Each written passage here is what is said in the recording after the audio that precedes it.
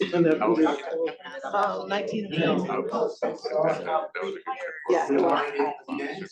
see you soon. Yeah, good seeing you. I'm Dr. Juan Johnson, Interim Programs and Needs Director of the Lemon Project, and also want to welcome our guests who are on Zoom. There's about 40 participants. And of course, as you here with us, folks are still coming in, but again, welcome to the fifth. This is the fifth Summer Sankofa Genealogical Research Workshop. We started this during the pandemic, and so many of you have stayed the course with us over the past year, so I want to just thank you. Give yourselves a hand. Initiative. We started it in 2020 when I arrived as a Mellon Foundation postdoc to research and to find descendants of those who were enslaved by the college. And over the course of now 5 years, I think we've built a robust genealogical research community. People have found family ties. We've worked with people to erect historical markers. We have deepened our understanding, expanded our network. So it's really been a pleasure just working with everyone over this past 5 years and look forward for what we have in store for you. Excuse me, Doc. On Zoom, they said that the audio is garbled. See if you can. The audio is garbled on Zoom. Can we get one of our texts to help us out with that? We don't want them to not hear us.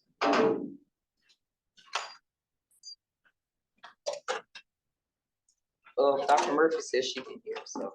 Yep. Okay. It must be on the other end. Okay. Okay. But again, if you have any technical issues in your own Zoom, feel free to send us a message. You can message us and we'll definitely respond rapidly. Everyone is okay. It is clear. Thank you. So again, we are here in our new space, the Lemon Project, the Journey of Reconciliation, and our mission is to build collaborations and to build bridges between William and Mary and African American communities through research and public programming, and we support students, faculty, and staff. And this is one of the programs which we connect with communities. And we are now located here at Swem Library. My office is here on the ground floor, but we also have offices upstairs. We are part of so this is a new phase in our journey and our existence, and we're glad that you're along with us in that process. We also have the partnership with the Bray School Lab in this workshop today. So let's give Bray School Lab a hand. And as mentioned, in terms of this Sankofa theme came about, and it fits well, I think, with genealogy because it is about us taking a look back, facing our histories, facing the past, and drawing lessons and moving forward, forging ahead in powerful and generative ways with the information that we gather in our family and community histories. And I've been really pleased to see that happen over the past several years and just look forward to the wonderful things that our presenters are going to give us today to even deepen that knowledge.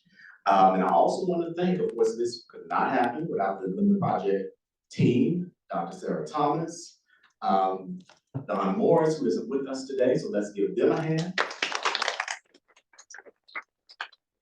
We also have our support staff from throughout the library, Readers Media Center, as well as research services, our PR department, special collections. And of course, we thank Jay Guymore, who directs SCRC, Special Collections here at Swem Library, and our wonderful dean, Dr. Carrie Cooper, who's unable to be here with us today, but has been more than supportive of the Lemon Project effort. So I want to thank all of them for their support. Now that I got that out of the way, I want to also mention some housekeeping things. If you need to use the restrooms, we have restrooms, of course, on every floor, but we have 2 sets of restrooms on this floor. Of course, there's the ones that are immediately out when you walk out of the doors. But there's also at the entrance, where many of you entered through the accessible entrance, there are 2 restrooms there as well, if you need that. And of course, if you need directions to anything, we have wonderful staff members around who will help you with that as well.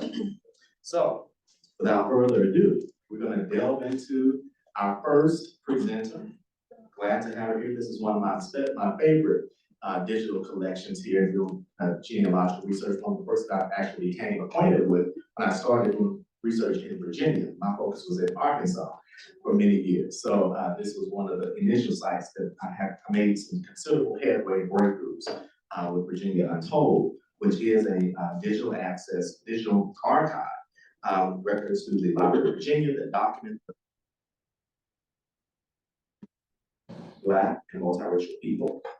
Lydia served as project manager for Virginia Untold, the African American narrative at the Library of Virginia for over 4 years. She has also worked as a research associate at James Madison's Montpelier, where she focused her research contributions to the interpretation of the site's enslaved histories. She has worked for the Southern Historical Collection in UNC Chapel Hill, where she has built tools for researchers specifically around records pertaining to slavery. So let's welcome Lydia to the podium. Thank you so much for joining us.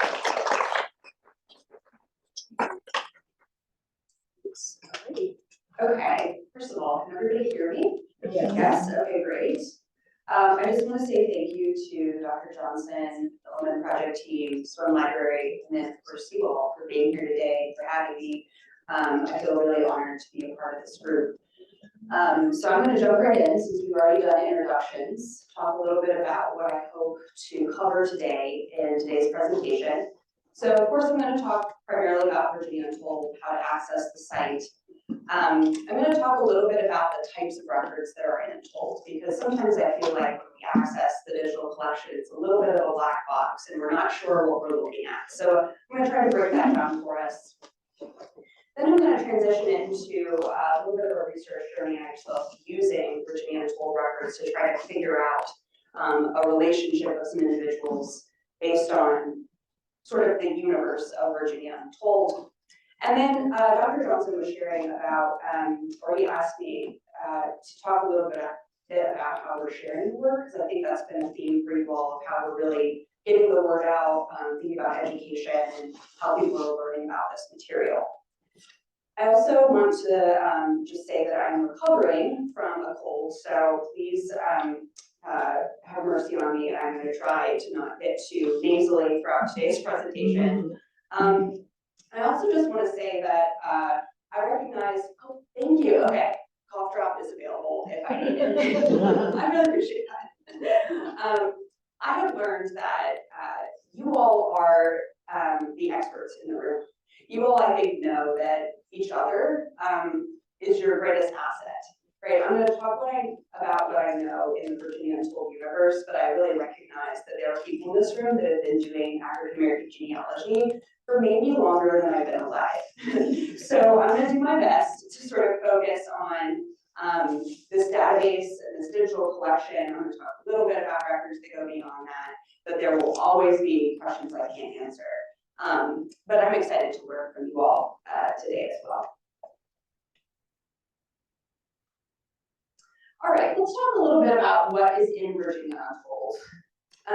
So as Dr. Johnson mentioned, this is a digitized collection of records from the Library of Virginia that focuses on the lives of enslaved and free Black people, mostly pre-1867. That's sort of the cutoff that we've used. You all know why, right? Those records are very hard to find, and the stories are more difficult to find, and we believe that digitizing them and making them keyword searchable is a way of increasing accessibility or discoverability. Most of the records in Virginia Untold are government records, and within that subset, most of those records are local government records. So these are court records, right? These are records that we think really document the everyday lived experiences of all people, but you can also find lots of information about free Black and enslaved people in local government records. Thinking about deeds, transfers of property, Commonwealth causes, criminal cases. Sorry, I'm getting distracted because it looks like someone's drawing on the screen. Do you guys see that? Oh. And I don't know if that's me. No, it's not doing it. Oh, we might have a crasher. That would be interesting. Okay, I'm gonna try to stay focused and not be distracted by that. Okay, so most of what's in Untold local records, I'm gonna talk a little bit about what I mean by that in a few slides. There's also state government records, and we have a few private papers as well. So those are gonna be records created by private individuals or businesses.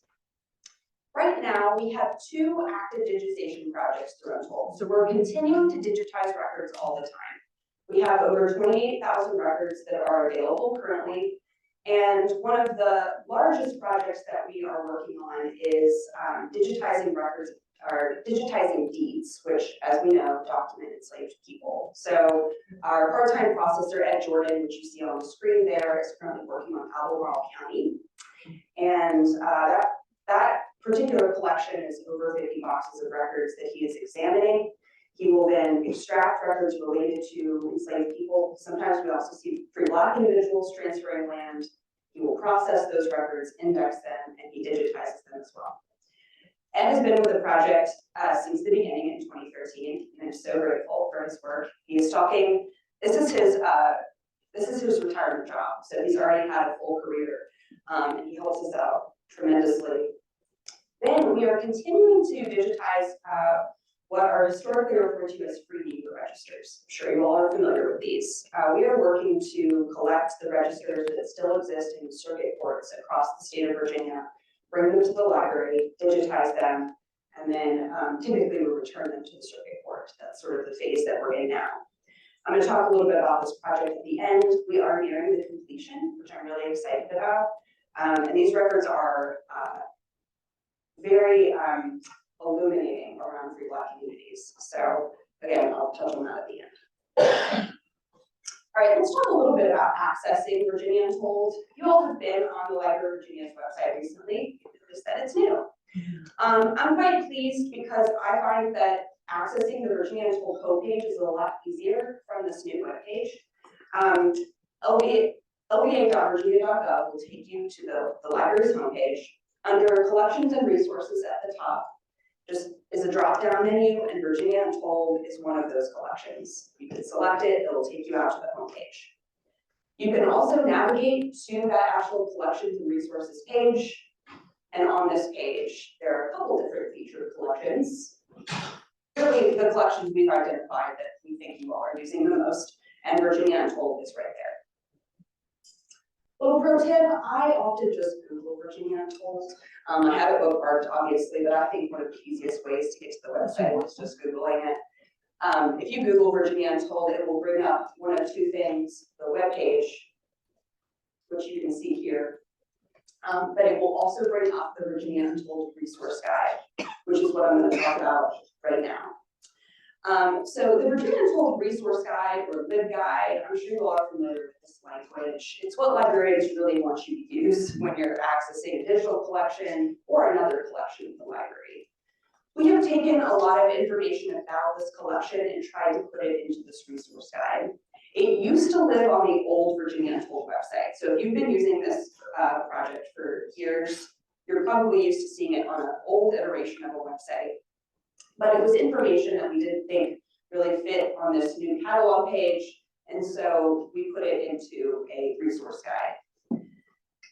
We have recently transferred all of these sort of contextual information about the records that are in Virginia Untold into one of these pages called Record Types in Virginia Untold. I was mentioning that Virginia Untold is broken down into these various government records, local records being the biggest. State records are also in there. They are sort of complementing our local records. A lot of these records exist because Virginia is enacting certain laws over the course of the 18th and 19th century in which the clerks in the local courthouses are responding to. They, because of the 1793 registration law, we now have free Nicka registers, right? They are responding to that. In 1806, Virginia decides that they are experiencing this growth in the free Black population, and they are requiring recently enslaved people to leave the state within 1 year of being emancipated. That is a law that's on the book. In response to that, free Black people are taking the legal system into their own hands and petitioning their local and state governments and saying, no, I would like to stay here. I lived here my whole life. And that becomes a record type that we look at as a petition to remain in the Commonwealth. You guys may have seen this document before. For various years, people can petition their state government directly. Those end up in the state records collection. The law changes later in the 18 teens. They can petition the local justices are allowed to sign off on that. And so therefore those petitions are submitted to the local government. Now, when you're searching Virginia Untold, if you put a name and a locality in, it is going to pull up the record that you're searching, right? Because we've tagged it, it's keyword searchable. But when you're trying to figure out sort of the context of why that person is petitioning at a certain time, or what actually happened to that, that person's case, all that sort of context we find to be really useful. So we've tried our best to put it into this resource guide, and I really do recommend reading this before or after, during your search, to provide that sort of general overview of what you're looking at in the record. There are a few records in which we've created actual tutorials for understanding because they're pretty complicated. Some of these records, these archival records, are just complicated. Those record type tutorials are accessible through this page as well. You'll see there's a lot of hyperlinks that you can click on and learn more about. And of course, as librarians, we're here for you too. So if you all are getting deep into this search and you need some help trying to figure out what in the world's going on, that's what we're here for. And I would hope that you email me and ask me for that support. Oh wow, this is sensitive. Okay, I've talked about sort of the archivist perspective, and I found that sometimes the way librarians and archivists think about records is different than the people that are using them. So I was trying to take a step back and think about this, because when I introduce these records to folks, I also think about them in these sort of categories of what we're actually looking for, right? There are records in Virginia Untold that document the experiences of free Black people, right? We're talking about these register books. We're talking about the loose version of that, which are free registrations. I just talked about petitions to remain. Apprenticeship indentures are another one. There are free lists of free Black and multiracial people that are collected for various years in the 19th century. These are all sort of records that get at that lived experience of free Black people that I think are useful to think about. Not exhaustive, just the sort of ones that come to mind for, where if someone comes to me and says, I think my ancestor was free, these are the types of records I'm thinking about. There are ways in Virginia Untold to search just by record type. We're going to talk about that in just a moment. So the basic of record searching for free Black people. Now, there are also records in Virginia Untold for searching enslaved people, of course. And actually, if you are a descendant of a Black person in this country, most likely your ancestors were enslaved. And we are working on still filling that out. I would actually argue that more of the records in Untold document free people than enslaved people.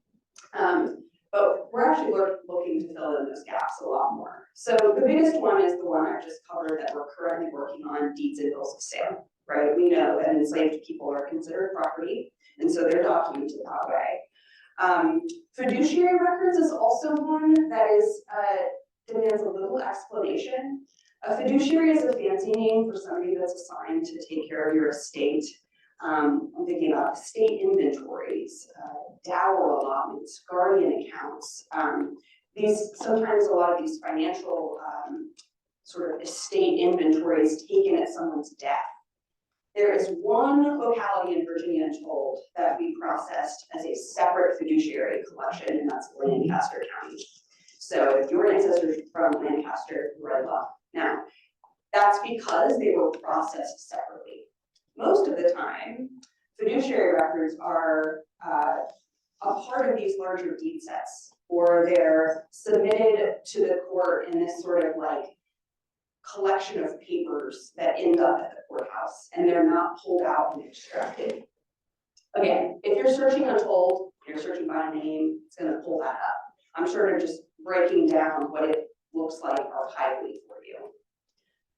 Certificates of importation is another record type that I don't think many people know about. This is based on, again, a law. In 1778, Virginia decided that we weren't allowed to import enslaved people into the state anymore. If you did so, you had to register, you had to submit one of these certificates that you weren't importing reporting an enslaved person to trade them, right, to profit. So it has the name of the enslaved person, it has sometimes a description of them so they can be identified, their age, and maybe even other information about their occupation or what they do. I'm not going to go into the rest of these. Of course, it's explained on our Virginia Untold book guide, but I just want to give you sort of a high-level overview of some of the records related to enslaved people as I think about them. And then we have what I consider these sort of connecting records. These are records that are documenting this transition from slavery to freedom, or maybe even the other way. Especially deeds of emancipation, right? In 1782, Virginia decides that now enslavers can privately manumit their enslaved people. You see a lot of these emancipations happening. What was that date again, please? 1782. Thank you. And 1782 is sort of marks for me this moment in time where things change, because there's several laws that are put into place after 1782 where Virginia is reacting to its growing free Black population. They are concerned about free Black people now with their new freedom. What are they going to do about it? They're going to make them register. They're going to make them leave the state. They're going to arrest them if they don't have free papers. All of these different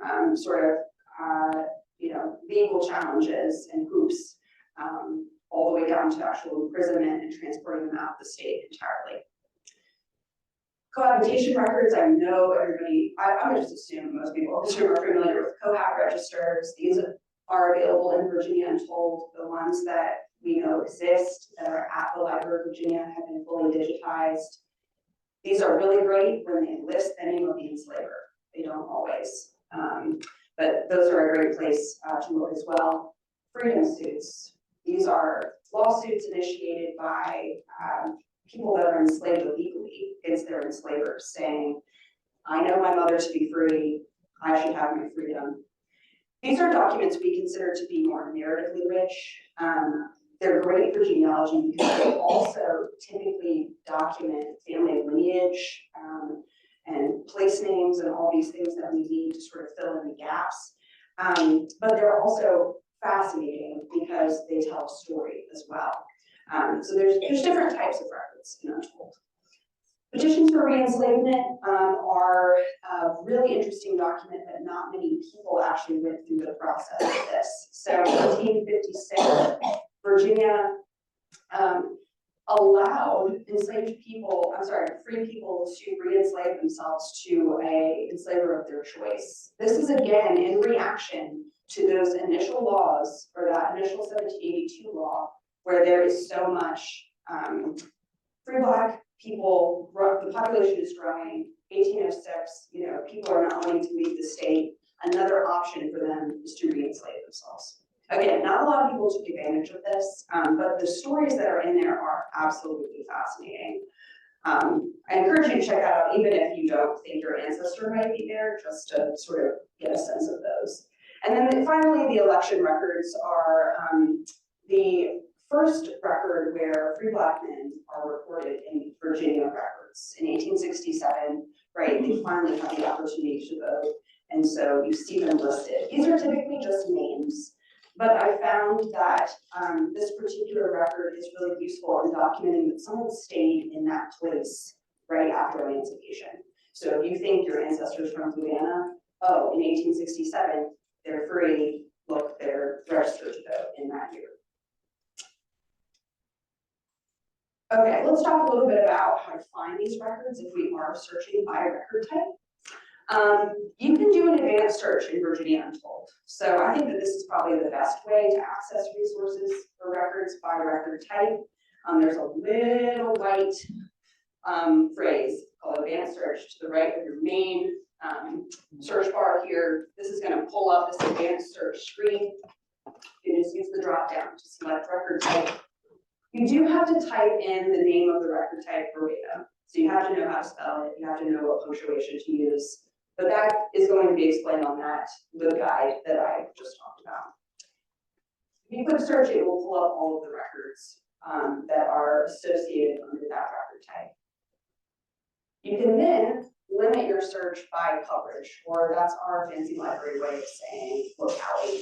So this is going to be all the localities. Something to note is that not all of the localities show up in your facet or your filter search. There are a lot of localities in Virginia, I'm told. I think the limit on this side is like 15. So if you are looking for deeds of emancipation from Fluvanna County, I encourage you to put Fluvanna into your second line and select coverage so that you'll get it in the advanced, do it in the advanced search rather than the filter stage. If we're being really honest, I think the easiest, there's actually not that many records in Untold. Using the primary search bar for a name and a locality is probably going to be your best bet. That's how I do all of my search functions in Untold, and I'm going to talk a little bit about that, I think, right now. Okay, so let's talk a little bit about kind of navigating Virginia Untold. I'm going to take you all on a little research journey with me. I started this endeavor by looking at a registration entry for a young boy named John Shields in the Petersburg Free Register. So I was taken with this particular entry. I don't have a transcription up, and I apologize, but you might be able to make it out. So this is John Shields. He is registered as a 10-year-old boy living in Petersburg in 1859. Let's see, I think he's actually registered at the 21st day of April, 1859, 10 years old. Now, I have seen children registered before. I've gotten this question in the past, were children required to register as free people of color? And there's nothing on the books that says anything about me, that age that I'm familiar with. I would love to hear if you all have some insight about this, because I'm not clear. Typically, when I see children registered, it's with their mother. They're probably with other siblings, but the mother is registering herself, and then she's going the extra steps of also registering her children. Most of the time, I see people that are coming of age being registered. They're 16, they're 18, all the way up into their mid-30s. I find that most of the time, people are registered right after they're emancipated, right? So they're doing that, some sort of event that's happening in their life that's making them go to the courthouse and take this step. If you're born free, it could be a larger event going on in the county or in the state, in Nat Turner, insurrection, 1831, all of a sudden, you're very aware of white people that are policing your particular locality, and so you're gonna go to the courthouse and make sure your name is in the books. That's just my 2 cents. So all to say that I was confused to see John Shields sort of by himself. I don't see his mother registered, and I want to know more. What's nice about many of the register books is that their actual instrument of emancipation is sometimes recorded, how they were born free, whether they were born free or it happened later in life. And so I might be able to find some information there. In this particular instance, it tells us that John Shields was emancipated, I'm sure I'm not reading this correctly, by deed from James May. So we have the name of his former enslaver, which of course is key, right, to finding more about his life pre-emancipation. Other note, I saw other children registered around this time, but they were teenagers. They were 16, 18, and I just felt like John was relatively young. So I go back to Virginia Untold. I just try a basic name search, and that's what I meant earlier in that. I think just typing in John Shields is going to get me where I need to be, at least at first. Immediately what comes up is a deed of emancipation for John Shields. Now, of course, I've done this, so I know that there's going to be search results that come up. And I will also note that we have digitized and processed quite a few records from Petersburg City. So I do know that there's an abundance of records for this particular locality. Now, lucky for me, I can click on the deed of emancipation, I can learn more. I can have also searched by the name of his enslaver. That's another thing to note, that we have tagged the records for enslaved names, but we've also tagged it for enslavers. So that's another way to access the database and records in it.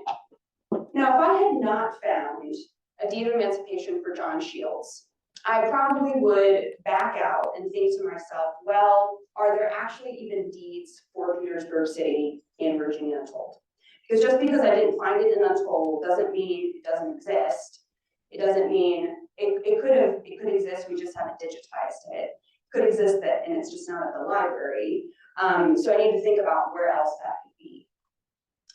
I would have probably tried a record type search with a locality search to see, are there deeds for Petersburg first? If there's not, probably would go to the deed books, right? Because we know that deeds of emancipation are documented in these large deed books. Now, what I learned recently too is that not all loose deeds are filed in the courthouse. Sometimes enslavers retain that personal copy, but the deed book is the copy, right? The deed book is what you need to look at. So deed books for many localities, if they survive the microfilm at the library, they might actually still be in the courthouse. You can go there. So just thinking beyond Virginia Untold, if this were to happen.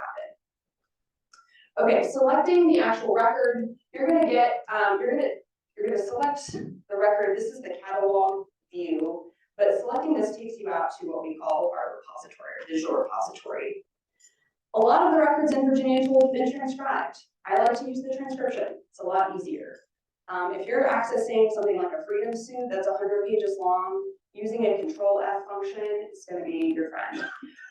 Doesn't really apply here. It's only one page. It's one deed. We can kind of look through this. We learn more information from the deed of emancipation. We have the basic information that we found from the actual registration. So sort of the date of this deed, the enslaver, and we learn John Shield's mother's name, which is very interesting. And we're, of course, curious as to why John is clearly being emancipated at this point. What is Dolly's story, right? Why is she a free woman? Why isn't she registered? She's still enslaved, but John's being emancipated. What's going on here? Note that John is, his deed of emancipation goes to the courthouse on dated April 21st, 1859. He's registering the same day. That process is happening at the same time, which is interesting. I don't always see this, but it makes sense, right? John now has this document. He's going to go to the clerk and say, this is my record that I'm free. The clerk is going to enter that information, file the deed. If you're a free person that is moving from another locality, you're probably going to bring your free registration document from Dinwiddie to Petersburg and say, hey, I'm moving here, this is my own registration. If you're a person that's born free, maybe you're bringing a white person that knows you really well and comes to the courthouse and writes down, I know this family, you grew up next to them, this is my signature saying that they are in fact free.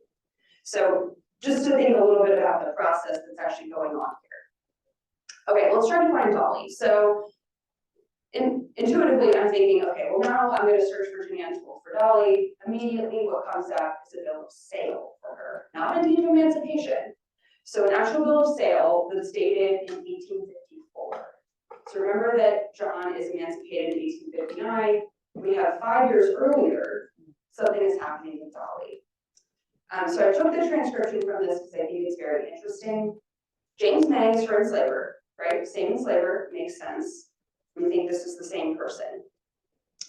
In consideration of $50 paid me by Catherine Robertson of New Orleans, have sold and do hereby grant to the said C. Robertson a Negro woman slave called Dolly or Dolly Shields. Inserted above, I'll show you this on the actual original in just a moment, who is the mother of said Catherine, the right entitled to which said slave I warrant unto Catherine Robertson. Okay, so interesting thing that's going on. 5 years earlier, John's mother is sold to a woman named Catherine Robertson of New Orleans. If you can see here on the original, it's just a little caret that comes after Dolly Shield's name that sort of explains to us who Catherine is. The first time I read this, I missed the caret, and I assumed that Catherine was a woman, presumably white, an enslaver who's participating in the slave trade at this time. She's from New Orleans. She's purchasing, trying to take some people off of James May and sell them to the Deep South. But now the story has been complicated, right? I need to know more. So we know a few things from this record. Dolly's valued at $50, which says to me that she might be older. Of course, dated 5 years prior.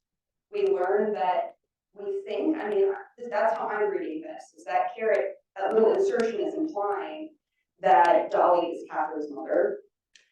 And also note that this particular record didn't come up in our first search for anything about John because Dolly wasn't mentioned. So just to note that, you know, we're taking information, we're gaining information, and we're using that to put it back into our search bar. Okay, so now I need to know, is there anything else that I can learn about Catherine Robertson, right? There's a couple different ways we could go from here, but I'm particularly interested in what else this woman might be doing that might be documented in Untold. For this particular instance, I've used quotations. You all are probably familiar with this, right? I just want to capture the phrase. Especially for a name like this, I don't want every record that has Catherine or Robertson in it. So we're trying to be more specific. 2 results come up. The same year, in 1854, Catherine also purchases another person named Lot, with a different surname. And I can't tell who or how she's related to this person. However, Lot is referred to as an old Negro man slave, so also what I presume to be elderly, like Dolly. I want to point out, in this particular instance, not transcribed. So not everything in Untold is transcribed. This handwriting isn't terrible, but you can use what we call the metadata on the right side of the page to help you here, because we have indexed the names of the enslaved people that are in these deeds or bills of sale and the names of the enslavers. So use that to your advantage to try to find, okay, so why did my search pick up this name? Oh, Catherine's listed as a enslaver here, or a purchaser, right? Okay, there's a lot of mysteries, and I have limited time, so I'm not going to go the whole way here. I'm going to talk a little bit about where I would go and sort of where to branch out from. So there's places to go in Virginia Untold from here as well. But just to recap, so we've learned that Dolly and her son John Shields were enslaved by James May for some period of time up until 1854, when Dolly is sold. In 1854, at that time, Dolly is purchased by presumably her daughter, Catherine Robertson, from James May. Don't know where she goes. We don't necessarily have record from those documents of what happens to Dolly. In 1854, Catherine purchases another individual named Lot around the same time. As far as we know, from the records in Untold, those are the 2 main purchases that she makes. Could have been more. Mother is sold 5 years later. James May emancipates John Shields at age 10. So that means that John's only 5 when his mother is sold. And I mean, who knows if there's other children involved too. But Shields is ready. So Shields is, John is emancipated and then registered as a free person. Who is helping him through that process? That's also my question, right? Like most times I'm thinking about a mother taking children to the courthouse. I don't know. And then I'm thinking to myself, what is this connection with Lot? Why is Catherine purchasing these people at the same time? Does she have, is that her father? Are there connections between Dolly and Lot? I don't know, the records don't say. So let's talk a little bit about if we were staying within Virginia Untold, where I would go. I think I would try to figure out who James May is, because again, I think that you can learn a lot about sort of enslavers through Virginia Untold as well. And I know you all are familiar with, we have to do the genealogy of the enslaver too. It's wild to me. I think I counted that James May, excuse me, too many J's. James May is emancipating like between 15 to 20 other people in the 40s and 50s. John Shields is not the only one. There's other individuals that he's enslaved, and he is emancipating them over time gradually. It also says to me that he's a large enslaver. I think he probably has a lot of enslaved individuals. So I would probably start to put together some of those dots and see if any of those deeds of emancipation are giving me information about the enslaved community that is enslaved by James May. You know, I wanna know is May, how in the world did May acquire Dolly and her son, right? Is this an inheritance, right? Does he have family members where he inherited these people? Did he purchase them? These records are probably gonna be outside of Virginia Untold, and we need to figure out where James May lived, what sort of property holdings he had, his family members. Does he have private papers too? Another thing that's going to be primarily outside of Virginia Untold. Can we find account books? Can we find estate inventories? Can we find lists that might document his enslaved people? There's also a way where we can search a little bit more about John Shields in Virginia Untold. I think I may have found an election record. Granted, it is in York County, and John Shields is not necessarily a rare or uncommon name. But those election records are sort of coming into play again, where I'm seeing, oh, maybe John Shields was emancipated in Petersburg, but he's staying in the state, maybe he's branching out for work opportunities. There's more to be discovered there. I'm also thinking about records beyond Untold that are going to tell me the names of John's parents. Because it's 1859, we're so close to emancipation, right? So we may be able to find, I mean, presumably we could find John Shields in the 1870 census. We could maybe find a marriage record for him. Maybe we can find a death record where his parents are documented, and we can start to fill in those gaps of who's Dolly, who is his father, and confirming the relationship between him and Dolly. Then there's Catherine Robertson, right? She's a free person in 1854, presumably she's purchasing this. She is purchasing Dolly, right? Can we find her? And are there name variations too for this particular individual? That's something that I might think about. I will tell you that I tried some really preliminary searches in Ancestry to try to figure out who and where these people go. I think I found Dolly Shields in the 1880 census with her husband, Edward Shields. I did not see John listed in that census record, but I saw her listed with a number of grandchildren and a daughter-in-law.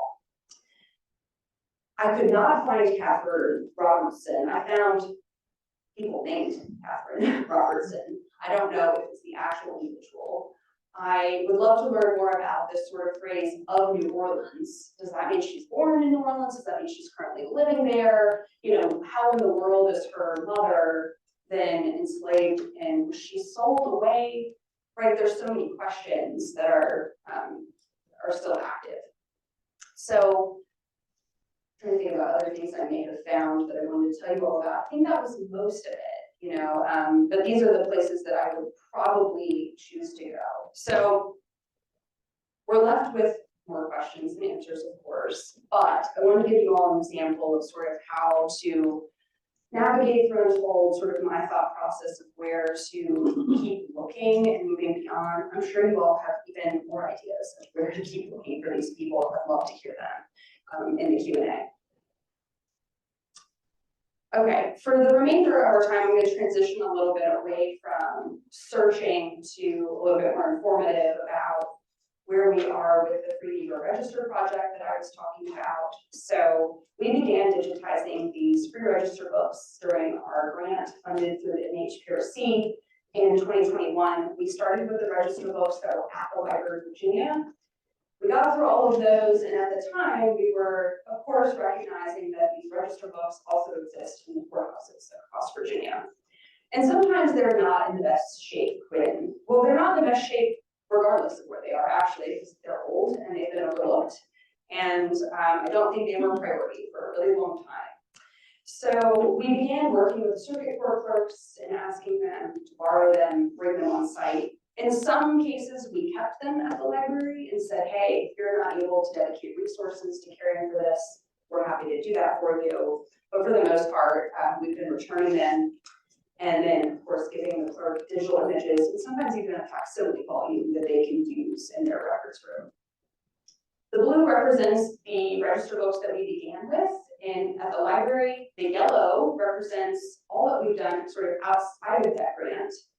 And then the purple, I'm happy to say, are the only 4 remaining localities that we know of an extant volume that exists that still needs to be digitized. Digitized and then uploaded into Virginia Untold. So we just recently added Nelson County, another volume from Fluvanna, one volume from Louisa, Charlotte, and Pulaski to Virginia Untold. If you all have any relationship to those localities, those are now available. They are not fully indexed. I'm glad I just remembered this to say this because the register books are being crowdsourced indexed as part of a larger project you all might be familiar with. We use a platform to index them with some of our volunteers. That means that if they're not fully indexed, they won't come up in a name search. So if you are pretty certain that your ancestor is free from a locality, I do recommend that you go directly to that record and look through it page by page. It will be indexed one day. It just probably isn't yet. So something to keep in mind, specifically for the register books. Every other record in Untold should be coming up in a name search. So it looks like the city of Richmond is white. Yeah, it is. Richmond makes me sad because we spend a lot of time on those Richmond city records. There are not register books from Richmond, and we actually think that they maybe weren't ever created, that the clerk was using the minute books to record registrations of free Black people instead of creating a separate volume. They were lazy and they said, you know, well, we're recording all this other stuff in the minute book, might as well just put the registrations in here. Just a hunch. It could be lost. It could have just burned. Right. Or it could be in someone's basement or attic. It could have walked away. I already know some register books that used to be a thing and nobody knows where they are now. So yeah, Richmond isn't the only locality like that. And actually we are exploring the option of how to make the ones that are recorded in the minute books available as well. It's a challenge because it's another volume, right? There's a lot of things in the minute book that are not registration entries. So do we put the whole minute book on Virginia Untold and then we just point people to the registration entries? Do we try to select just those images and create almost our own version of a register?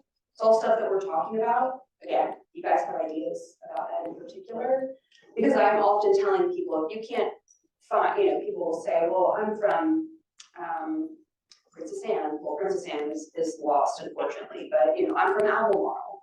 I'll say, well, have you checked the minute books? Have you checked the order books? Because sometimes the actual information from a registration entry, including name, age, height, skin color, all that stuff is documented in that minute book. Okay, let's talk a little bit about, this is somewhat related as to where we go next and sort of how we're thinking about continuing to get the word out. I, for the past couple months, have been talking with a few other people that also do projects like this. So for example, I had a great conversation with Chris Haley, who manages the Maryland version of this project at the Maryland State Archives. Flights of Freedom has a couple legacy of slavery in Maryland, I think is what it's going by now. I had a nice little chat with Dr. Laurinette Lee, who worked on No Longer, which is now part of Untold, that failed to mention earlier. Because I was curious about how they make decisions about what to digitize, right? We digitize so much material, and there's so much that we could continue to scan and make available in Untold, but how in the world do you decide one thing over another? And they had some thoughts for me. Their projects are different, and I always come back to this. The Library of Virginia is a unique place. It is very big and sort of compartmentalized. But they actually directed the conversation more towards what are you doing with the records that are already in Untold? How are you telling people about what's available? How are you working with students? I think that this project is used by genealogists and it should be all the time. But how are we also reaching professors and educators and even the general public, right? Like adults that need education about this sort of history. And they were talking about some of these curated document sets to use in the classroom that essentially teach people how to use primary sources. So that's something I'm trying to work with some other local records archivists back at LBA on, is how we can maybe select 3 to 5 records from Virginia Untold, create this little set. Maybe they are by topic or by record type or by locality. Create some really basic questions about, you know, what the document is, what you can learn from it, what you can't learn from it, and deliver that as a package to professors. And this is actually an idea that was shared with me from the BSU professor that I talked about. She said, you know, we just need something that's ready-made that we can work with. And you know, people have been doing this, right? So it's like these records are already digitized. We just need to break it down a little further for people that are actually instructing or using it in the classroom. If we did go through that process, I think it would be really neat to start working with students and hear what they think. I've done this with some high school students. They are ready for this material, right? You all probably know, I think there used to be a myth that maybe it's a little too sensitive for high school students. I don't think that's the case. They have lots of questions. They want to know all about why they can't find Sarah from Petersburg, right? So I think it would be really neat to use a platform that we already benefit from, the Uncommonwealth blog at the Library of Virginia, and ask students, right, to sort of reflect on their experience. The Uncommonwealth blog is something we already use at the library. I try to post every other month about various records, and that has been a very effective way, I think, at getting the word out about what we find in Virginia Untold.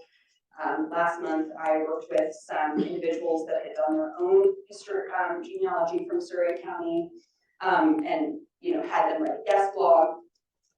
These user stories, I think, are really what's most impactful, because people want to see from you all how the records are actually informing your searches, and then, you know, thereby changing your life, right?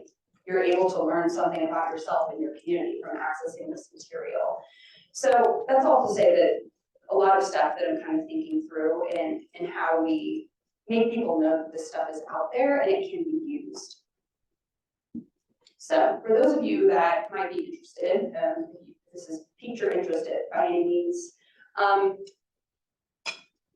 someone always gets on me because I don't tell people to transcribe enough. And so I was just talking about the free registers that we just put up on the page. If you are interested in checking these out, maybe spending a little time indexing one, it's a free process. We would be so grateful for your time. You can just go onto the site and look at stuff too. There's no pressure to get involved. I often say that, again, you all are most familiar with these names and the place names. And, you know, I don't know the locality history like you all do. So it's a way to contribute if you're interested and you all are already deeply invested in the work that you're doing for your own communities. This community conversations thing that I mentioned, if any of you all are interested in sharing about your own process of research, if you used Untold, if you didn't,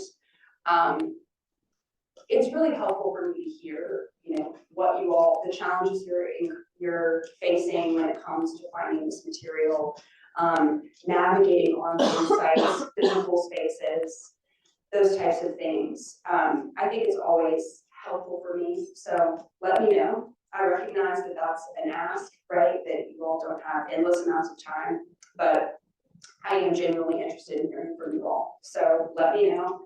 I have business cards available, and I also failed to mention that I have some of the links that I shared today, both from the Untold site and the LibGuide, available on a handout. There's a bunch of other handouts too that will be upstairs during the social hour that you all can go and grab. Sharing user stories is related to community conversations. Also, keep an eye out for other events that are happening at the Library of Virginia next year. We have a genealogy workshop next February. I know it's a little far out, but it is going to be specifically on African American history up until 1870. We're going to be talking about Untold. We'll also be talking about chancery records, which is another really useful digitized collection. And then Kara Griggs, you all might know, sort of our de facto African American genealogist, will be talking about other records outside of those projects. Really useful because you get some help navigating all the things that are at the library. I'm really hoping that we will also have a large kickoff event for Black History Month at the end of January. I'm hoping that it's gonna be an all-day sort of event that we will have a number of things going on, whether that's a speaker, some workshops, transcribathons. You can come see our new exhibition, House to Highway, on the history of Jackson Ward. If you all have not heard about that, I encourage you to plan some time to come. It's fabulous. It's a whole nother history that we need to talk about. So yeah, just some things to be aware of and to be thinking about for the future. And I'm pretty sure that concludes my little spiel. So with that, I'm happy to take any comments or questions. Go back to one slide. Sure, great idea. I got one question. I know with me being from Charles, my mother being from Charles City and talking to the clerk and all at the county, they had voter registration. They found voter registration of women, and it was white, black, Okay, and they sent it to you all, which okay, was over a year ago. okay, And they told me that you all we should be able, we couldn't see it. I saw a copy of it, but okay, other people couldn't see a copy of it. okay, and it's not an Untold. It's something that was sent recently. About a year ago, if it's going on 2 years, is that, Yeah, right, I mean, yeah, yes, recently, so it's 2 years for me. So- Things were slow. when would that be available? That's a great question. I will check on that. I wasn't aware of that. Things come to the library and they don't always make it into a digitization workflow. If it's at the library, you should be able to see it at the library. But as for it being online, I have to check on that. And I can put it on a list to get it in the queue. Yeah, And another thing, so I found out York County, so with me being very inquisitive with Daddy and being in York County, I asked York County about the test that they had to take, because they're Oh, yeah. older, you know, that's what I'm looking for, that register. okay, That's the one supposed to be available, so we could see that out. okay. Wait. So York County told me theirs is never sent to you all, theirs is locked up at the courthouse. And you have to ask for permission to get it. Yeah, I'm trying to figure, so evidently all states is not required to do that? that's right. So there are some local Or records. counties, I'm sorry. Yeah, there are some counties that decide to send their material to us and it is made available through various means. Some counties choose not to. And it's tough because we actually don't own the county or the local records. So they're public records, right? So that's why we're able to digitize them. That's why you should be able to go to the courthouse and see it. But it's technically under the stewardship of that clerk. So if you're having trouble, I can talk to some people. Well, the clerk Yeah. said that you all, Virginia Library made her send that up to you all, because she Okay. couldn't give it to us. She would have kept it at Charles City. Oh, I see, But yeah. she couldn't give it to us because some man from Pennsylvania found it in his basement and his daddy was in the, they stole it, really. Okay. So she had to give it to the library. I'm gonna make just a note, well, I'll make it. Of that, but I found a lot of my free slave and enslaved ancestors on just the voter thing, Really? the test that they had to take. Okay, Another question, when you're saying John Shields, and we got a John Shields in York County, we have families from this year, but he was married to Mary Roberts, not Roberson. interesting, And that okay, in York County was considered the reservation in the Grove area. So his great-great-grandchildren are John Shields and Mary Roberts, not Roberson. So I'm Okay. wondering is the names of this bill. maybe, and it could mean also that there are two John Shields, right, and that York County could identify a different person. Okay. There's also a shield without an S and a shield with an S, I believe. So Oh, Shield, right. There's, it's like Singular. a shield house adjacent to there's the with Nelson an House. S, yeah. Oh, And there's with okay. an S, what you had up there. Oh, okay, so you're talking about in York County, that, Yes, ma'am, okay, in Yorktown, Yorktown, okay. right next to the, Nelson, yes, Governor Nelson, okay. Yeah. Okay, interesting. Yeah, too many digits in your phone number, is that for extension? Oh, there are too many digits. It should be 1-3, yeah, it should be 1-3, yeah. You know, I'm actually not, I get phone calls, but I typically get more emails, so I think that's why I probably overlooked. Forget you have a phone number. Yeah, right, I do. Sure, go ahead. First, thank you. This has been very informative. Thank you. For me. I have only recently been using Virginia Untold. I think I found out about it a few years back through, Carl Childs, who used to be the Oh, yeah. director of Rockefeller. Yeah. Library. He Uh-huh. told me about it. Oh, great, okay. The question that I have is, my family, my mom's side is from a small town in Virginia called Carson. Okay. And Carson is confusing when I'm doing research because there are records that some say it's Sussex County, some say it's Prince George, and some say it's Dinwiddie. Ooh, okay. In fact, where the family church is, there's a sign that says Sussex, but the church is on the other side of that same sign, so they say it's Prince George County. Okay. How can I not go down a rabbit hole? What's the best way to research through Virginia Untold for records where you're trying to identify other ancestors? So for that particular case, I think I would try to map out the county history and figure out when Sussex and Prince George was formed, because that could be part of the confusion. That Carson used to be part of, I don't know it off the top of my head, used to be Sussex, and then they divided it, and then it became Prince George. So I would try to start there, which there's some resources at the library. I mean, like a Google search could help you probably with that, like a Wikipedia type of thing to sort of like map it out. For Virginia Untold, I think what I recommended earlier in trying to figure out for each locality how many records have been digitized. So that's something too, when people say, you know, my ancestors from Prince George, my first thought is, well, I need to make sure that there's even records in Untold that we digitized from Prince George. And so I would probably use that advanced search just to type in Prince George, and this makes sense of, oh, I see like 50 records. That's not that many for that locality. So I would try to, you know, I could use the advanced search with a name search from your ancestor. If you have some first or last names, I would start with that. And then I would think about moving on to some other resources of the library to see what county records are available for that particular locality. Does that make sense? I was trying to look at the map. I couldn't see if Prince George was an area that's digitized. I don't think we have found a register for Prince George. I would have to go look at some of my notes, but I could take a look and we could talk if you want Okay. afterwards, yeah, for other records. Thank you. All right, so we do have a question online in the house, so I wanted to know that on the Library of Virginia's website on the city and county records, it will explain how to use the county.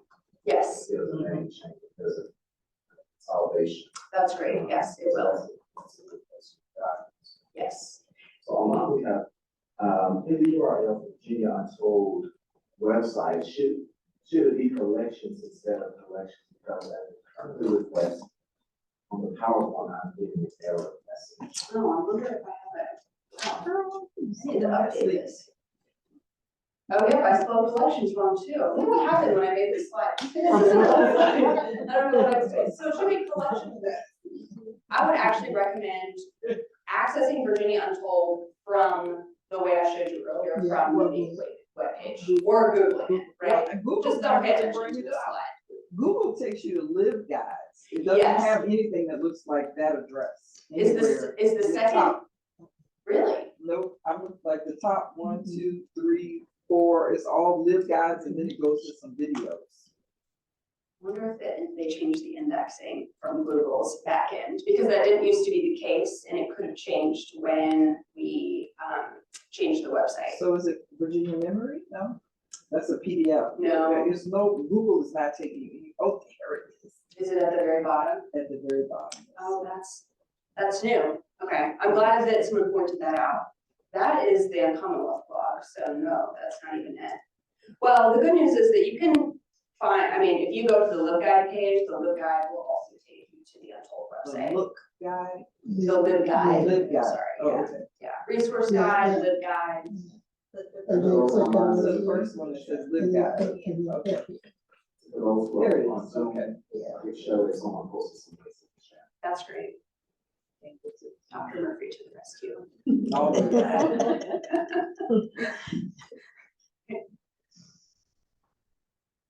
Are there any Hustings records in this collection? There are.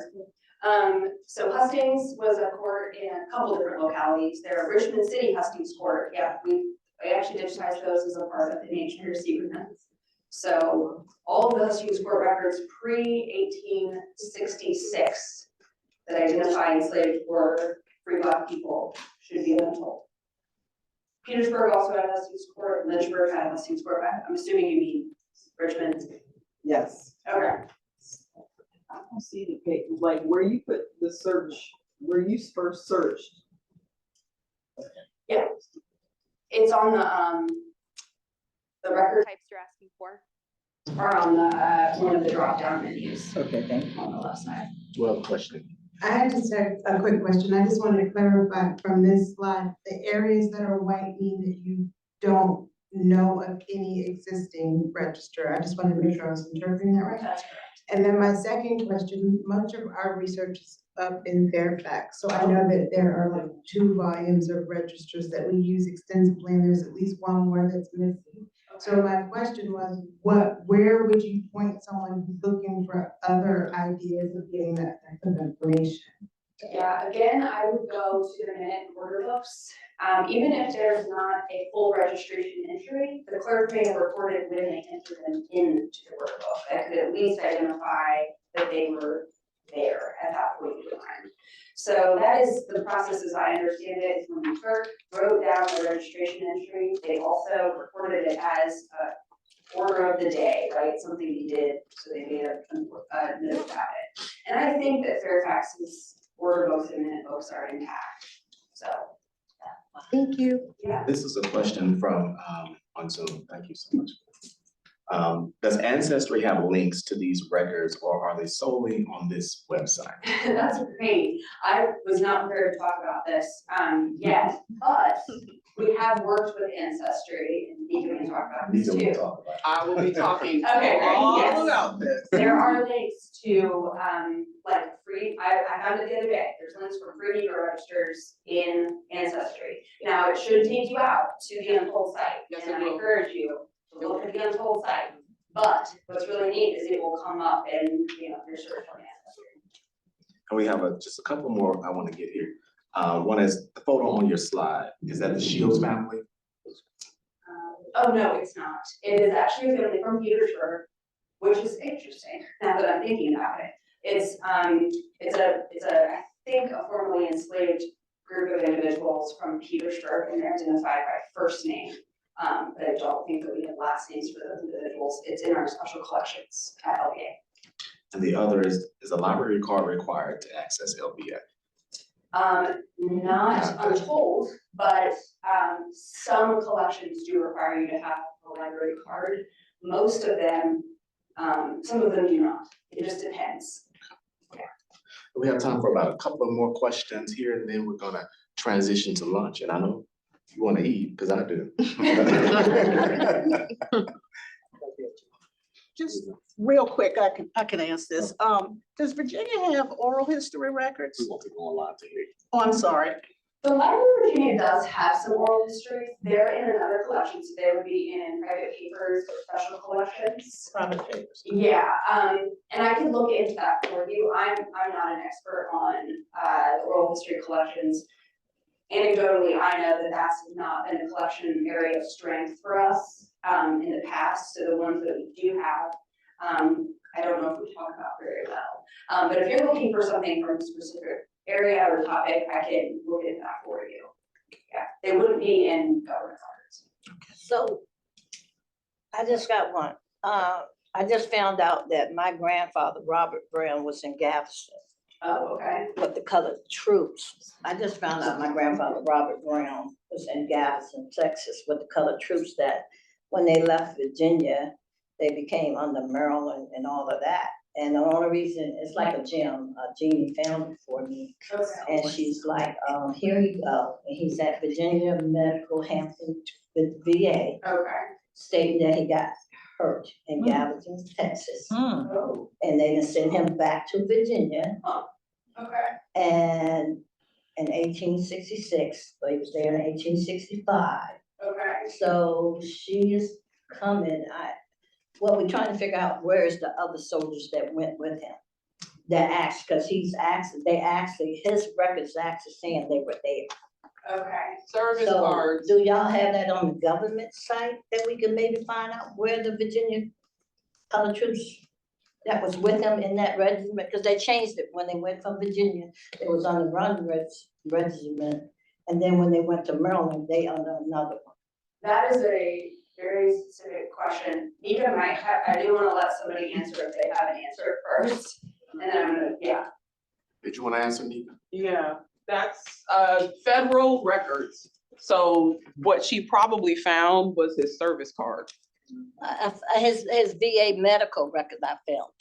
Okay, and you're saying he was in the Civil War. He was in the Civil War. He got hurt in Galveston, Texas. He actually have his pension that they were there. Right. He actually have records that when he left Virginia, how they changed all the Virginia and North Carolina soldiers that was in the Civil War. They changed them to, when they went to Maryland and DC, they went on another regiment. And with him, it's like she said, it's a gem collect because you got his medical records, you have his pension, you also know he was from Virginia, where he was, and when he came back Right. to VA medical. So we know it won't just him there. Right. So we're trying to figure out how we can get all the soldiers that was in North Carolina and Virginia that, we had to go with him. So Galveston, the thing is, you have to, once you have his regiment number, the best thing to do is to go to the service cards of the people who were also in his regiment, because he likely wasn't moving by himself. Yeah. Right, so, you can use the resource, I'll be talking about this later, like fold 3, where you look through the military records and you go by the regiment, and it's by company. And that will tell you who the folks were who were fighting next to him in line. They're all moving, those service cards are bi-monthly, so January, February, March, April, it'll actually give you the exact date when they moved. Okay. And then, for other folks, if their folks stayed in the military after the war and they ended up in a place like Texas, they might have become Buffalo soldiers. Okay. So there's also that too, but my suggestion is to look into the service cards of the folks who were also in his regiment. And then those service cards will tell you who also went on that respective expedition to Galveston. Okay. That's a preview of things to come. So, thank you, Nicka. So we want to, I'm gonna wrap this up and then we're gonna do lunch. So let's get Lydia.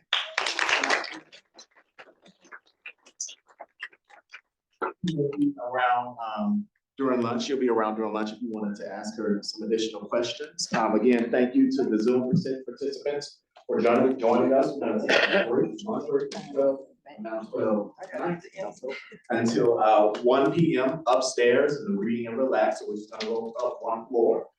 So we have a great lunch here prepared for you. If you brought materials that you want to display later, we can help you up there with that as well. We're gonna have some tables set up after we do lunch. I think Jessica Ramey is back there. She's our person. Let's give her a hand. She's been really bringing. See me, I'll wait.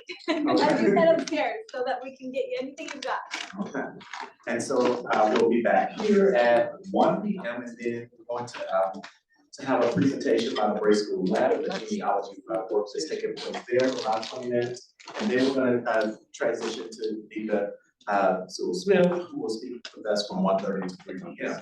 So we invite you to come upstairs and let's do lunch, and we're gonna kind of get settled here in this area. Enjoy lunch and enjoy this. Those on Zoom, we have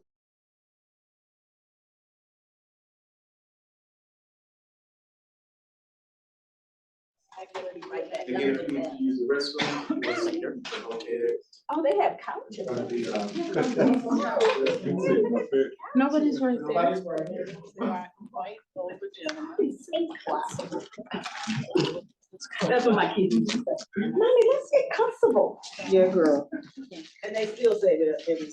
Oh, wow. So thanks to all of those who are on Zoom, still have about 46 participants there, so thank you all for speaking with us.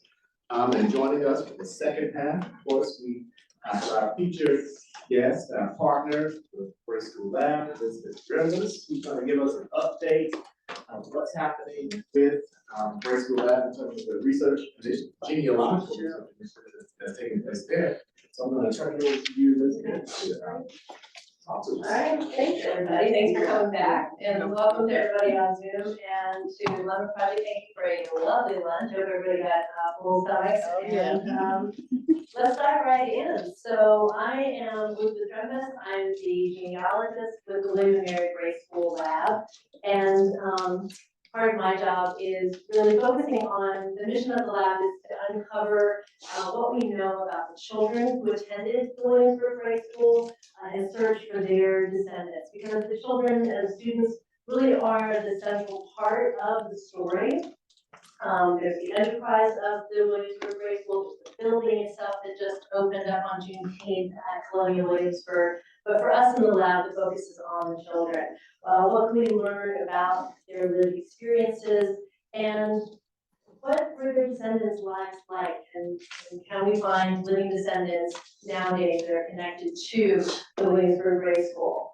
So just a little bit of background on the demographics of the Williamsburg Bray School. It was in existence from 1760 to 1774. So before the American Revolution, when Virginia was still a colony, it was one of 5 Bray schools in the British colonies. We are focusing primarily on the Williamsburg Bray School. What we know of the students comes from 3 attendance lists that survive out of those 14 years. We're missing 11 years worth of records and names, but we do have the names of 87 children. Most of them were enslaved, some were from free families. So we're working from these lists. The 1962 list actually gives us their ages, and all 3 lists gives us the names of the children and if they were free. We have instances of their parents' names for the Ashbys, or at least the last name, the Jones family, the Jones children. And for the children who are enslaved, we have the names of their enslavers. So that's where we start. That's our starting point as genealogists.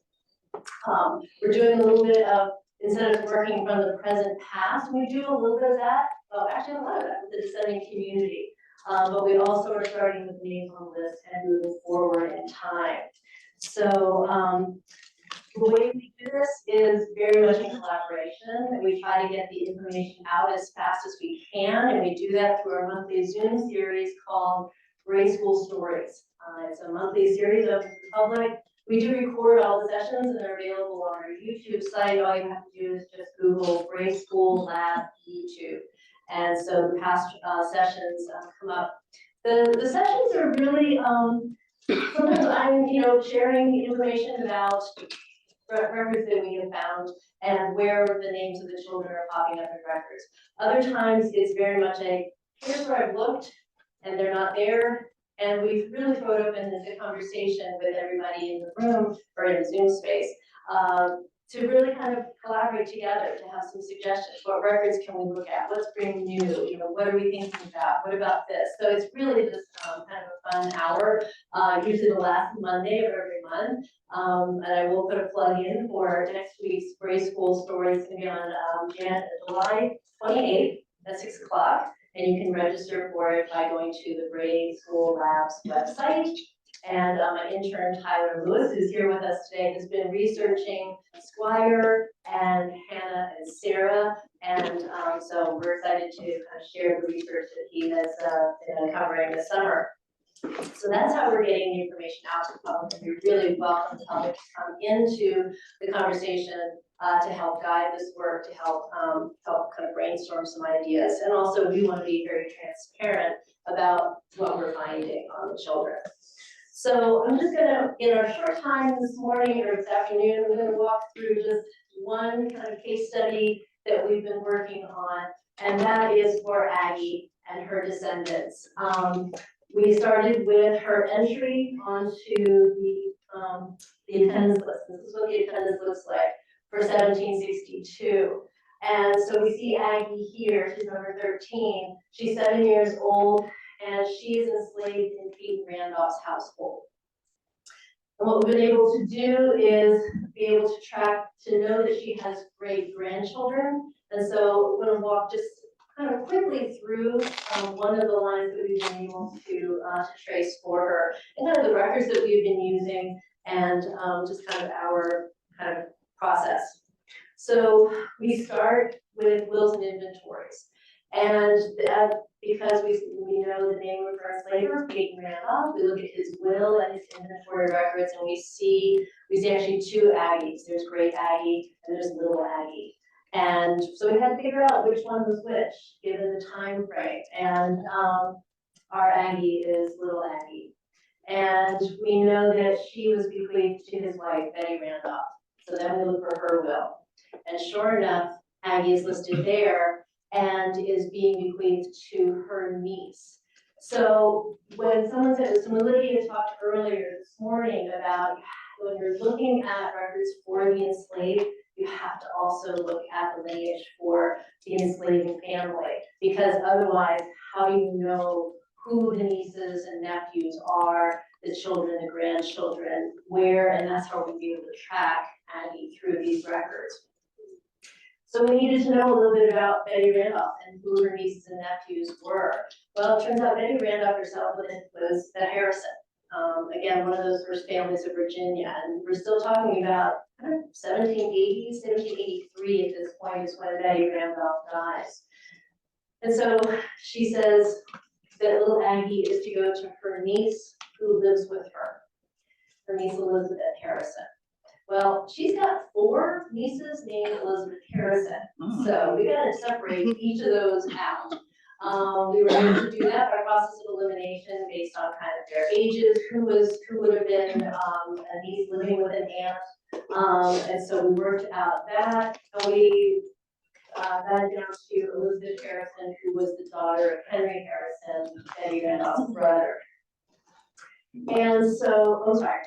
That was not right. That was her daughter Kitty was going to Elizabeth. It's Betty Randolph was bequeathing Aggie to her nephew Benjamin Harrison, and was separating Kitty and her siblings from each other. So let me back up. So Aggie is going to Benjamin Harrison. Aggie is also going with her daughter Betsy and her son Nathan to Benjamin Harrison's Berkeley plantation in Charles City County. Kitty, however, is designated separately in the will of Betty Randolph, and Kitty is designated to Elizabeth Harrison, who's the daughter of Henry Harrison, Betty Randolph's niece and brother and niece. So then we needed to track Elizabeth Harrison. And it turns out we find her in her marriage record to Louis Burwell, which is curious because Louis Burwell is also the grandson of John Blair. And John Blair, in his estate settlement, we know that another Bray School scholar has gone to Louis Burwell. So all of a sudden, we're finding through this marriage of these 2 big Virginia families, the Burwells and the Harrisons, that we have a Bray School scholar, Isaac B. at Stoneland Plantation. We also see Kitty, the daughter of the Bray School scholar, at Stoneland Plantation in Mecklenburg County. And we know that this story is gonna go far out from Williamsburg. You know, we're tracking through these records, and for some other students, we've got them in Hanover County, we've got them in Henrico. We are looking at people in Albemarle County. So we know that the story is going to travel out from this area.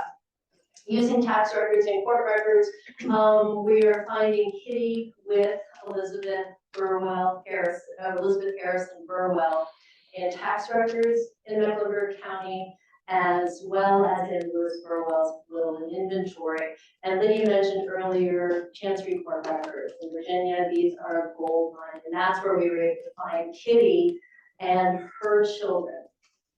Because what's happening is Elizabeth Harrison was the second wife of Louis Burwell. He had a number of children with his first wife and then has 4 children with his second wife. And when he dies, everything gets a little contested. And so he makes it very clear in his will that the enslaved people that his wife brought to the marriage were to stay with her and go to her children. That helps us distinguish the Kitty who came from Williamsburg and through Van Vanderbilt's will and her children. We now know to trace them through Louis Burwell's children with the second wife. And the names are all there in his records. I mean, his records are just beautiful, and it's very much because enslaved people were considered property at that time, and everybody's making sure that they're getting what is owed to them in this enslaving family. It's very clear then where the children are all separated through these 4 other children, which is a long way to say. We have Bray School scholar Aggie. We have her daughter Kitty. We have Kitty's children, Clarissy and Nathan and Walter Harrison, which also gives us some clues here. We see that this family, even though Kitty is sent 2.5 hours by car away from her mother Aggie, that naming pattern of naming her son Nathan after her brother is so prevalent. We just see that. And the Walter Harrison, we don't know whether Walter Harrison, we don't know that Harrison is a middle name or a surname that Kitty is using. And he's the only one carrying that Harrison name, but we think that's absolutely a breadcrumb for the people who are so separated so far away from that grandmother, that these are your people. This is where you can find them. Come back. And so when Clarissy and Nathan and Walter are separated through the Burwell children, we see Clarissy in the record with 2 children, Clarissy and her 2 children. So we know that Aggie has at least great-grandchildren from that record. So this is a little taste of kind of what we are doing in the lab as far as the research.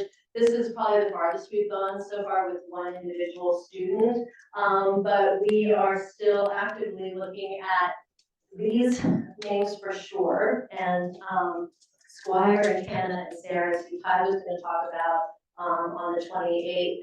But we have 87 children to look for and search their descendants. We know the Ashby and the Jones children, those were free children. And we have Ashby and Jones descendants here in the audience with us. And we know that if you're in Ashby from this York, James City County, Williamsburg, Charles City County area, you've got, you're connected. You're connected with that. We're still working through all those lines, but we've got a little bit of a gap in time to get us back to Harry and John, or Harry and Matthew and Harry and John and Mary Ashby. So we work very closely with the descending community here in the area to help us kind of hear their family histories, their oral histories. They help us with the research. Right now, we've got a couple people who are sharing records on ribbon, and we're trying to distinguish between 2 different ribbons in the records to figure out which one is our Bray School scholar. And we work not only with the African American descending community, but we're also even more starting to engage with the white enslaved family descendants to see what records they might have and what they're willing to share with us. So that's just a little taste of what we're doing in the lab, and happy to answer questions. We'll have a table upstairs during the showcase area this afternoon, and I can share out some more information then, but yes. How unusual was the Bray School for its time in history? Do you think that there was value in educating your enslaved youth so that they could serve you better in your business? I'm just curious if it was more common to see these types of school in that earlier colonial era. Right, so you touched on really some really good topics. So I'm gonna say we know of 5 charity schools, because at the time they were referred to as charity schools. So we have Williamsburg, Virginia, and Fredericksburg, Virginia. We also have Philadelphia, New York, and Newport, Rhode Island. I think what the Bray Associates were in London, they're corresponding with local trustees. So the trustee in Williamsburg is Robert Carter Nicholas.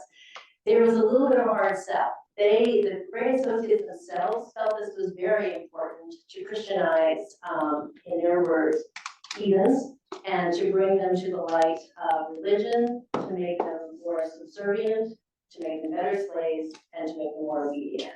So there's a lot in there. They're teaching them to read the Bible, to understand their place. So was it unusual? There were many times where we see the Bray Associates are sending letters to different parishes, and other parishes are saying, "Oh, no thanks, we're not doing this. We don't have the numbers, we don't have the interest. This is not apply." So I think in that sense, I would have to say it's a little unusual. But what we're also looking at in the lab is the prevalence of literacy in that pre-1865 time period, and we're really finding examples of literacy among the African American population and enslaved population, that there was literacy. So I don't know if that helped answer the question, but it's definitely.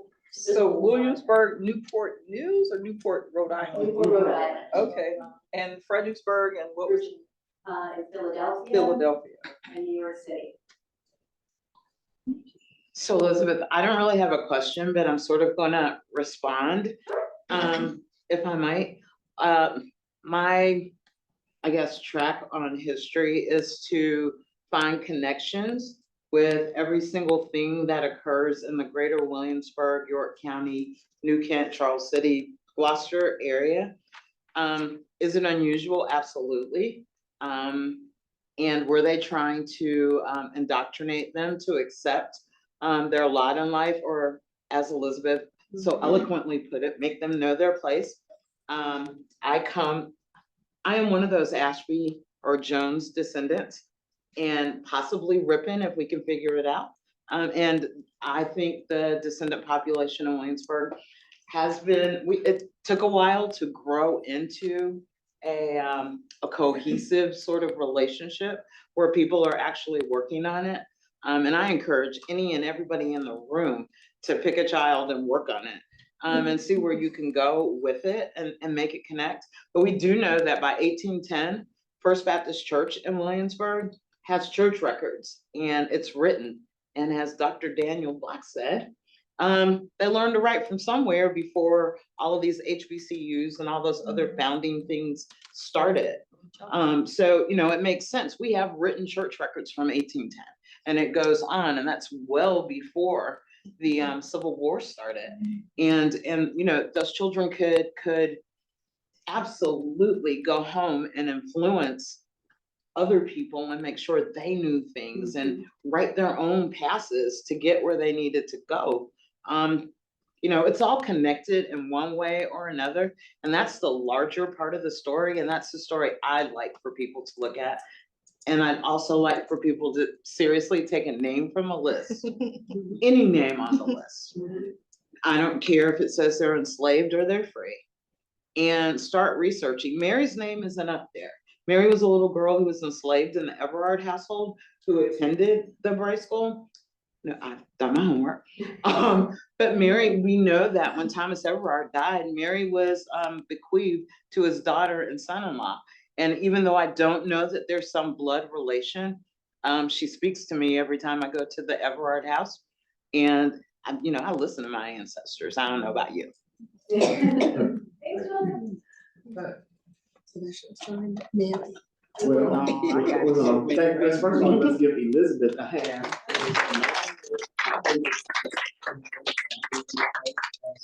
Our genealogical research community here at William & Mary and beyond. So glad to see the progress, glad to see the disseminated engagement, the cohesiveness as you described, which takes time. Absolutely. And so glad that we are there. But so again, this was great. Thank you so much for this as we transition. I think Nicka. I'm sorry, you gonna say something? Just one, Elizabeth, can you mention the meeting on Monday? Oh, sure. Yeah, Oh, just, Sure. Oh. please. Very briefly. I'll give you So, this. okay, great.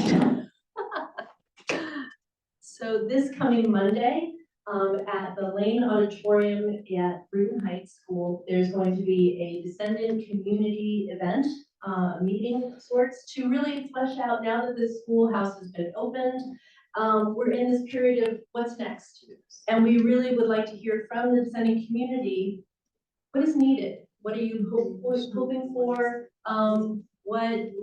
What kind of programming would be of interest? We'd like to hear your voices as we kind of start to look at really what comes next now with the community and the work with the lab. Thanks. Monday at 6:30. Oh, right. 6:30. 6:30, yes, Monday, thank where? you. At Lane Auditorium, Bruton Lane Heights. Auditorium, Bruton Heights. Bruton Heights. Bruton Heights, where this is a collaboration, engagement, and continual conversation. Exactly. And so, with that, again, thank you all for those who have gotten settled back in the room. We're gonna move to the next part of our program, and we have our media folks are gonna help us to make a little transition. And Elizabeth will have a table set up upstairs this afternoon to showcase a bit more and answer more questions related to the Bray School Lab, his research. Well, I think it's set up. I will read Nicka Sewell Smith's biography. This is important. So Nicka, as you will know, she's a host, consultant, documentarian with more than 25 years of experience as a genealogist. She has extensive experience in researching the enslaved and their communities, is an expert in Mississippi, Delta, my home area, on the Arkansas Delta side, genealogy, and currently serves as a senior story producer at Ancestry.com. She's a global leader in family history and consumer genomics. She has a lot of really great material on YouTube. She has so much, I think she's done several spotlights on many celebrities, so you've probably seen her do some research on celebrities. There's a lot out there in the world that she's featured on, and we're honored to have her here with us today to share as a representative of Ancestry.com.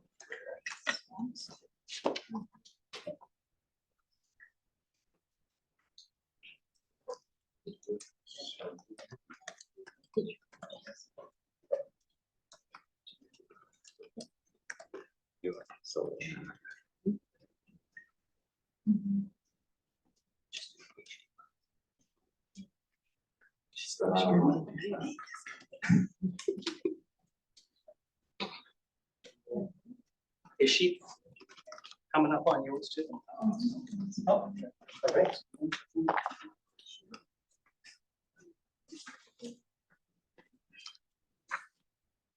We're not here.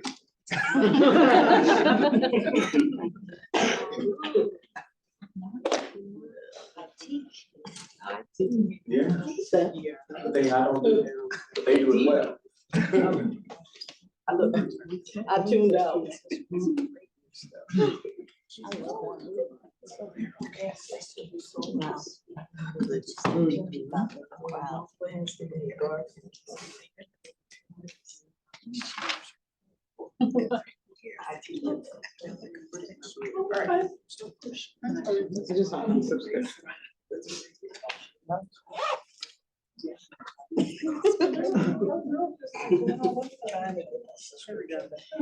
All right. Thank you, Dre.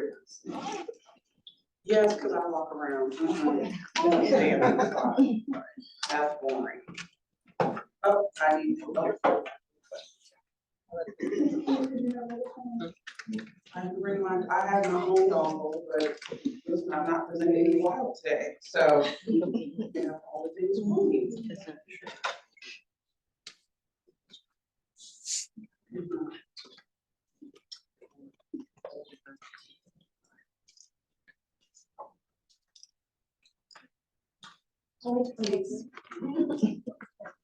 All right, talk amongst yourselves. What have you learned today? It's the number one question I have.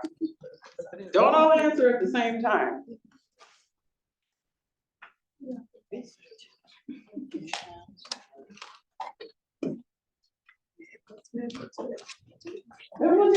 What have you learned? What we learned, Yeah, what have you learned today? where to go and look for some records that we didn't know about, where to go and look. I learned that there's an African American Historical and Genealogy Society that's there to help novice people like myself begin this search.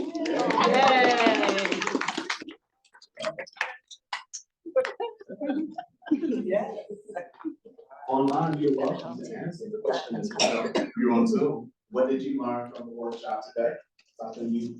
I didn't see anybody in the chat.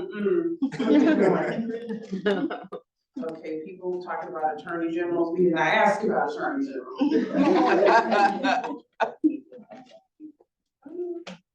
In the wrong room. I can just use my hands. It's okay, I can use my hands. This is all right, I'll get my steps in. All right, welcome. Hi, everyone who is here in the room, and hello to those of you who are here virtually. I will not claim to be all-knowing, all-seeing in ancestry. There are more than 1,300 employees at the business, so I will come with what I know. But this is the time for you to ask whatever you need to ask, okay? There is no such thing as a stupid question when it comes to me, okay? And especially when we're talking about researching African-American families, one of the things that I want everyone here to be aware of is while we have a lot of stuff, we don't have everything, okay? And I think I mentioned this at lunch. I go wherever the records are. Sometimes that is us. Sometimes that is the National Archives. Sometimes that is the State Archives, the Library of Virginia here earlier.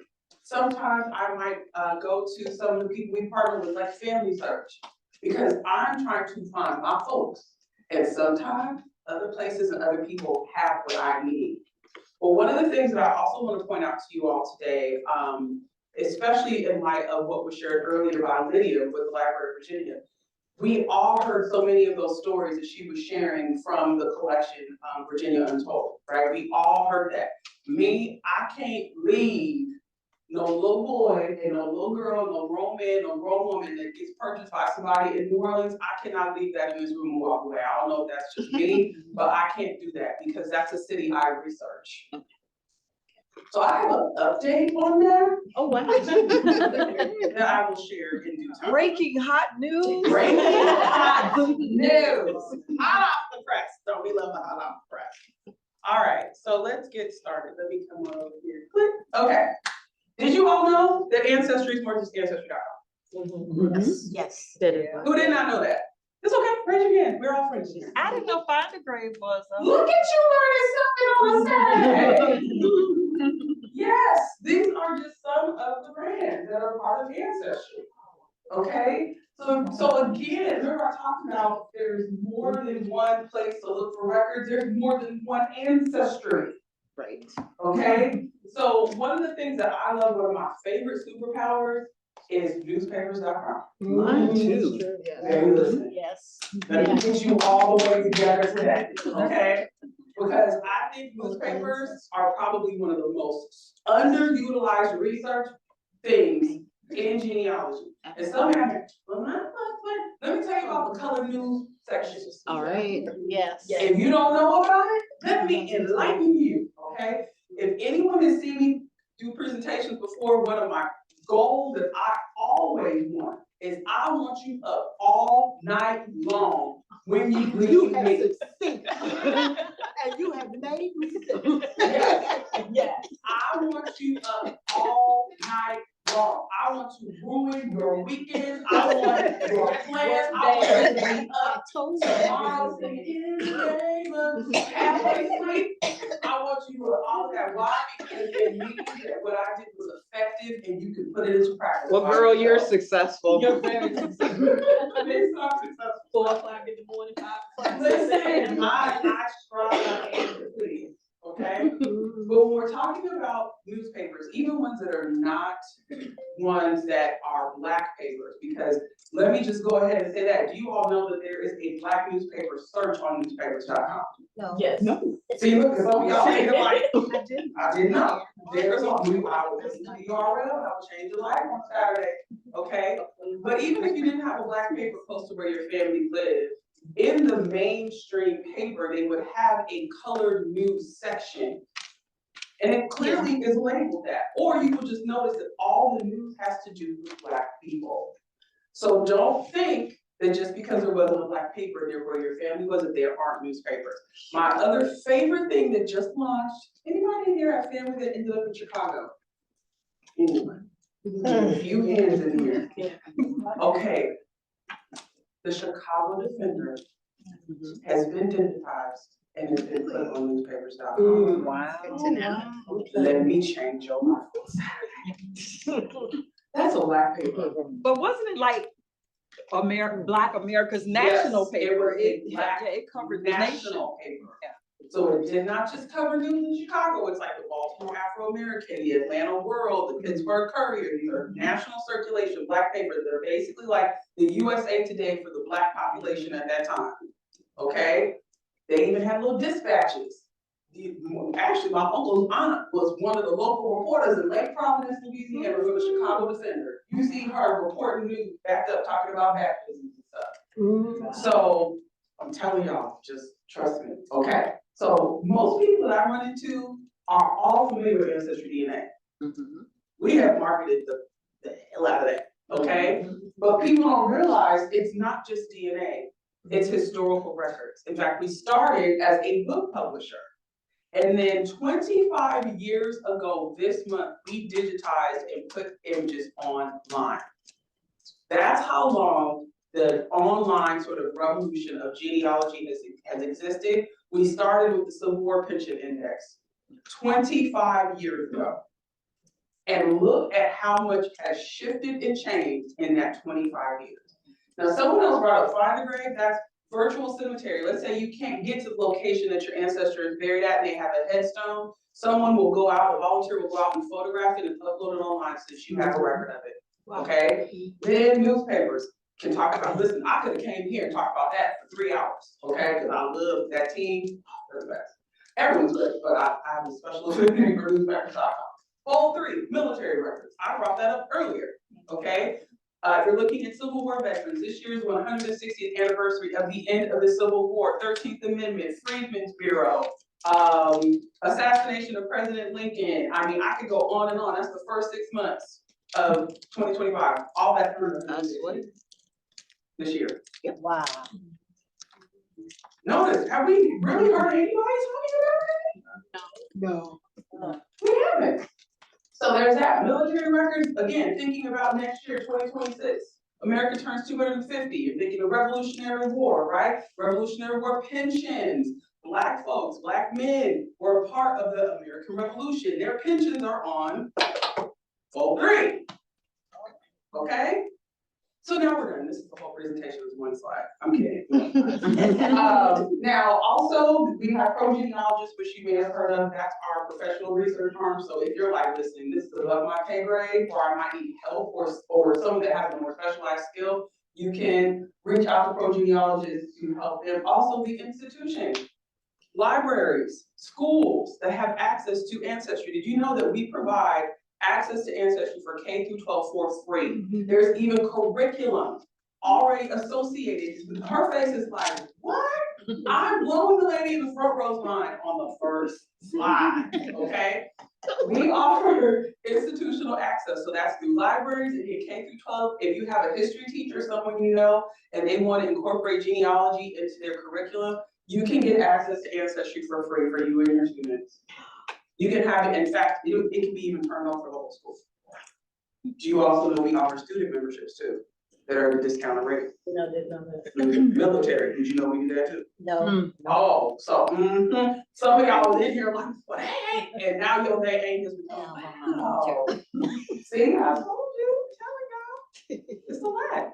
Oh, we also have the thing, I'm sorry. There is a family plan too, right? So you can actually, if you purchase a family plan, you and 4 people can work off of that one subscription. Then you also know there's a legacy contact, because some of y'all are concerned because you got young people in your family who are not interested in genealogy, you don't know where your research is gonna go, you can designate a legacy contact for your tree. Wow.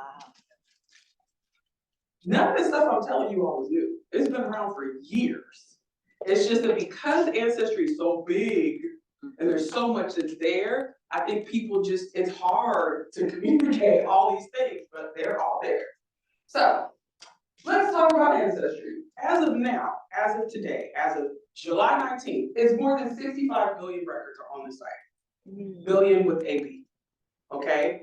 Which stresses me out. I don't know how content does it. Every time, I told them, I feel like I want them to have that thermometer that's like, some of y'all, okay, there's enough older people in here.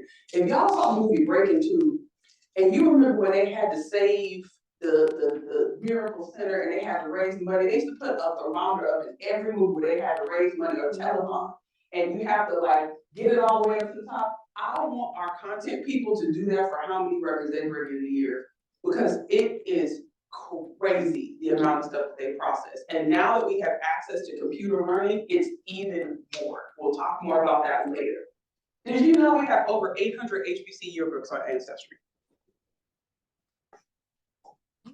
You probably didn't know. They're there. In addition to the Freedmen's Bureau. Who's heard about the Freedmen's Bureau? Every hand should be up here, especially in Virginia, because you have more records than any other state for the Freedmen's Bureau. So there's that. We also have records from 88 different countries. There are 21 billion ancestral profiles on Ancestry, meaning individual people pages, more than 140 million trees, more than 1 billion things you have uploaded yourself. Okay? Now, there's also 27 million people who have done Ancestry DNA. Who else has done an Ancestry DNA test? There's a lot of people in here, okay? Wonderful. Glad to see so many hands. Now, gotta get this out of the way first, because this is the #1 question that I get asked as a Black employee working in Ancestry. What about my privacy? Are y'all gonna let fill in the blank have access to my records or my DNA? The answer is a resounding no. Okay? And this is the most serious part of what I'm gonna talk about. You maintain ownership over your stuff. It is yours, okay? You can opt in and out. You determine how much privacy you want. Some of us have public trees. I have a tree that's public. My research is out there for me, it's public. You'll see, I will be on my profile. If you all are on your computer, on your phone, on your tablet, you can go and find my tree, it's out. But I also have things that I work on where I have my tree private until I can get the data and stuff the way that I want, that I can put it out and it's accurate. Then you can determine whether or not you want your tree to surface in searches, or if you don't, okay? We don't voluntarily cooperate with law enforcement. I need this to be known here and everywhere, okay? The only way that we participate with law enforcement is if we have a court order. They have to go and get a judge to make us do it. Okay, just want that to be clear too. We do not share your DNA data with insurers, employers, or third-party marketers. Do not. Okay? And some of y'all are like, why is she? Because listen, you listen to the news and read the news, just like I do. There's a lot of stuff happening. It's not even just genealogy, it's just data breaches and other things that we're super concerned about all this stuff. So it needs to be clear and stated very clearly up front. Now that we move past that part, let's talk about stuff. So one of the things that I want to say is, and I forget who I was talking to about this earlier. What you search for today is what you're searching for today. What the results you get today may not be what you get tomorrow, or next week, or next month, or next year. Because we add that much stuff to the site. So when people tell me, well, I can't find, and I've looked, and then I'll go on and look and say, you have magic fingers. And I'm like, no, I don't. I didn't get no extra anointing knees. It's literally, it's just the difference between something being released and not being released. That literally is it. And I would say, especially for researching the formerly enslaved and Black folks, the most important thing is learning where the records are. Who has them, and in what condition are they, right? So let's take a step back, okay, because we talked about a lot of the records at the Library of Virginia, right? They are working with the original sources of those free Negro registers, right? So that actual physical book is a source. Then someone has to digitize that book and put it online. Now that's useful because that means that you at home can go through that and look at it. But how do you know who's in it if you can't type it in search? An index has to be created from that physical copy that was then digitized, and then there has to be an index for it. That is what Ancestry does, is it surfaces the information for you, it's indexed. Now we are moving to a world where it's not just we go and say the most important things in that record that have to be indexed are the name, the date, and the location. What if there's a field for comments? And that might include contextual information on whoever the people are. That now has been learned to be as important. So you don't just stop usually at the first index. Sometimes you got to go back because the information becomes more available. So I looked at Virginia.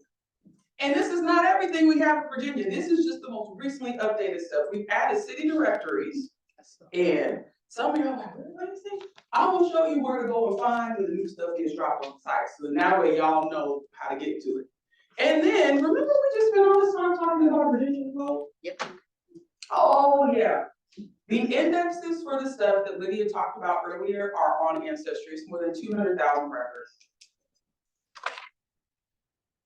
Not 2,000, not 200, 200,000 records, including everything from freedmen's contracts, free Negro registrations, runaway slave records, colonization records, apprenticeships, public claims, coroner's inquests, certificates of importation, judgment, bills and sales, what we talked about earlier with Catherine Robertson, right? That is there. Petitions to remain or petitions for enslavement, deeds of emancipation. I remember when there was the possibility that we were going to get this, and they're like, oh, sure. I said, yes, please get it off. Thank you. And now it's on the site. So if you have suggestions of records that you think we should get, maybe just email me, nudge me. Thank you. Can I share that Ancestry is working now with the Rockefeller Library to digitize the York County Record Project's cards. It's going to take a while, but they're in the process of doing it, and that's a great source for York County. Yes, so But she Ancestry is mentioned that working with we're them. currently digitizing the York County Records Project. So I personally am trying to bridge the gap between Virginia and Louisiana because there are a lot of people sitting in this room who have DNA matches that you can't reconcile that are in Louisiana, and because y'all don't want to come down and research there, we got to come and do the research here. Meet me halfway. Can we meet at Kentucky? All you gotta do is go to the Whitney plantation and read that wall. Yeah. Right. And I just thought, like, we're in Kentucky, St. Louis. We gotta help each other, right? All right. So now that I have the internet and I can do this live, I don't have to live on screenshot. So what we'll do is, again, this is just this is what's called a collection page. Okay. So when you hear me reference that, this is for every collection that's on Ancestry. You're going to get this standard search page. Okay. And there's a number of things that you can do within this that people don't realize. For instance, do you see the word keyword? Okay. Think of everything that's on a record page. So let's say, I put in Taylor as a name, right? And I selected a record, Mecklenburg. I was in Mecklenburg. I've been to Mecklenburg. I filmed the whole movie in Mecklenburg. Some of y'all are like, really? You can watch a film called A Dream Delivered, The Lost Letters of Hawkins Wilson.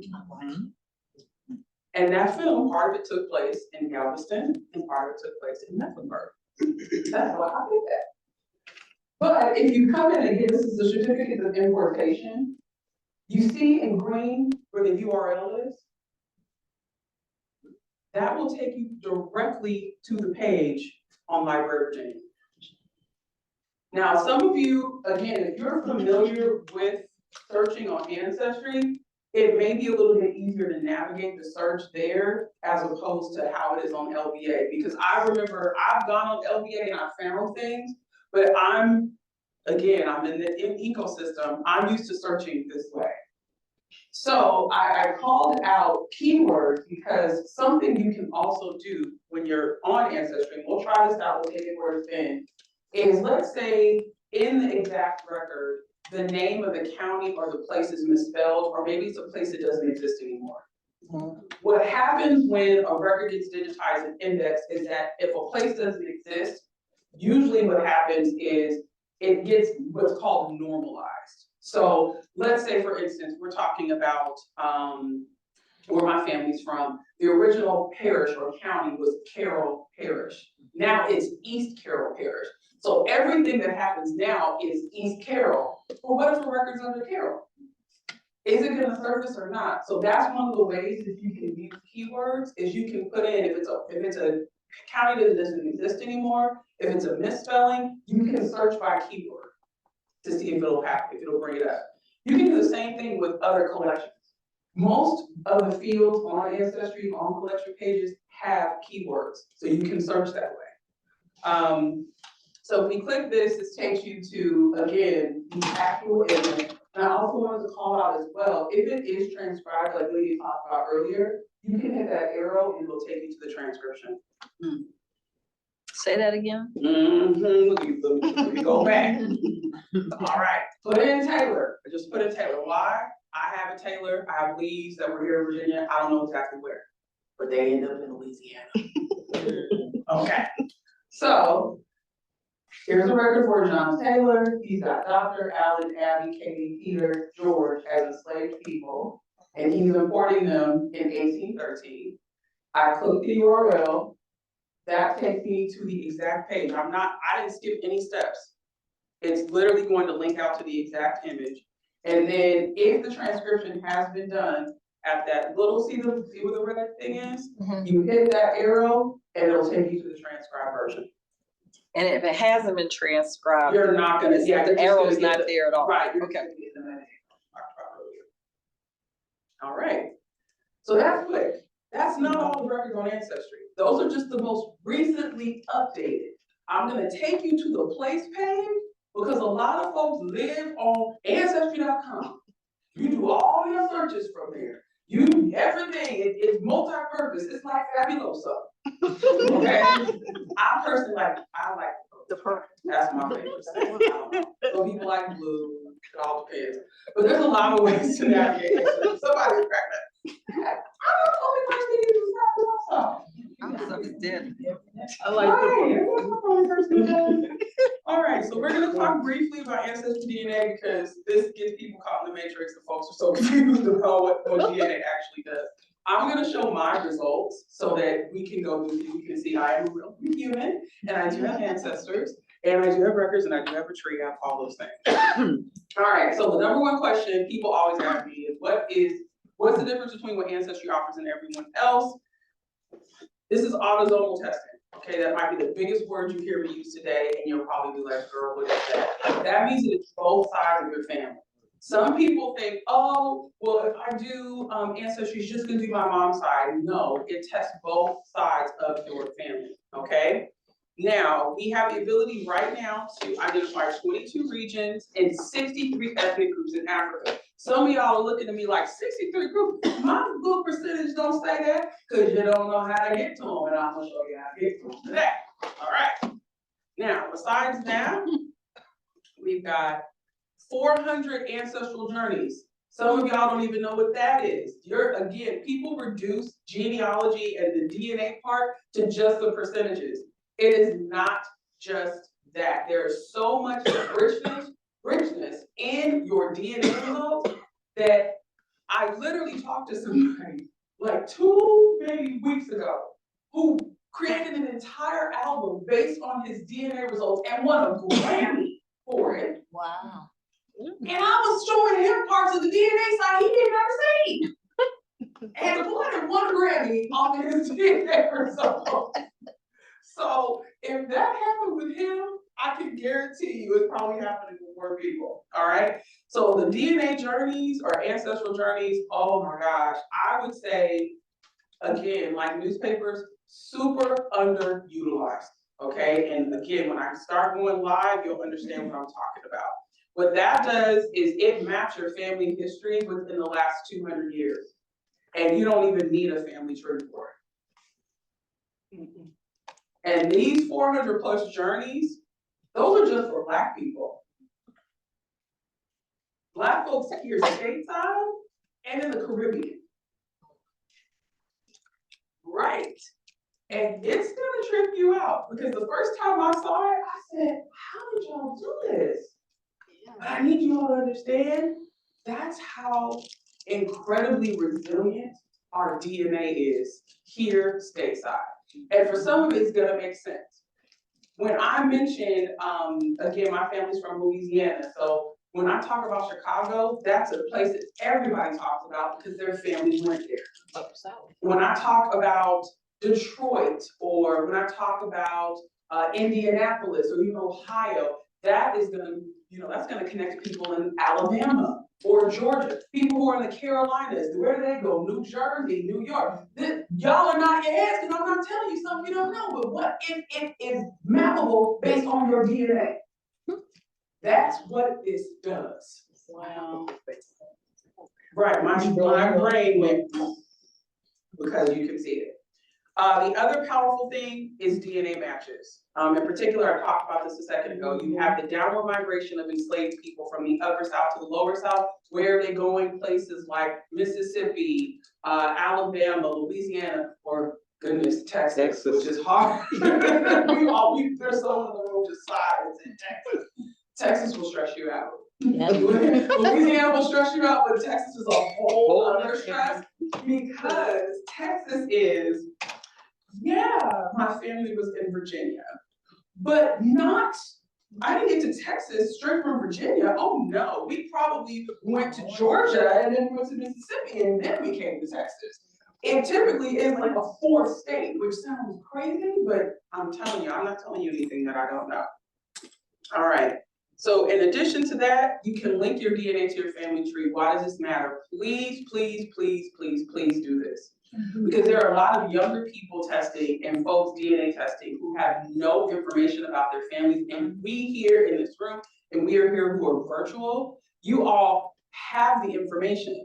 So you're able to tell them very quickly, oh, you're related through this side. There's a young man that showed up in my DNA matches, and it was literally only 20 centimorgans. That's just, centimorgans is the amount of measurement of DNA, 20, right? That's not high. Me and my half first cousin share 500. Me and my mama share 3,000, okay? Like the range is wide.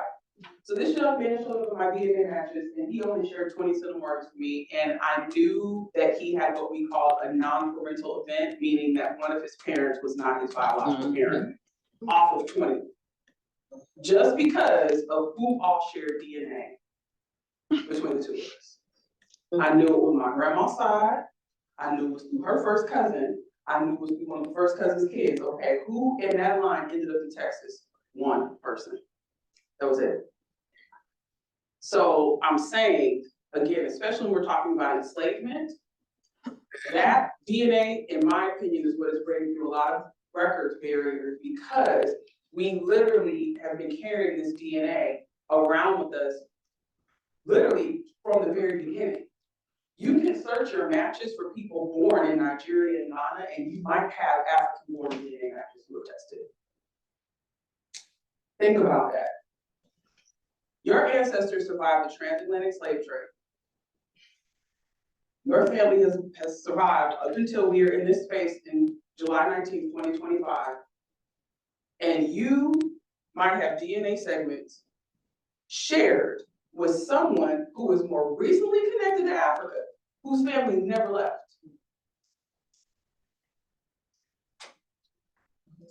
Watch it over. Right. That sounds almost like crazy talk. Like I can hear my grandmother probably, if she was sitting here, I can hear her saying, there's no way that's possible. And I would tell her, yes, it is, because there's a young man who is 2 or 3 generations younger than you, who you share 20 centimorgans with, who is from Imo State, Nigeria.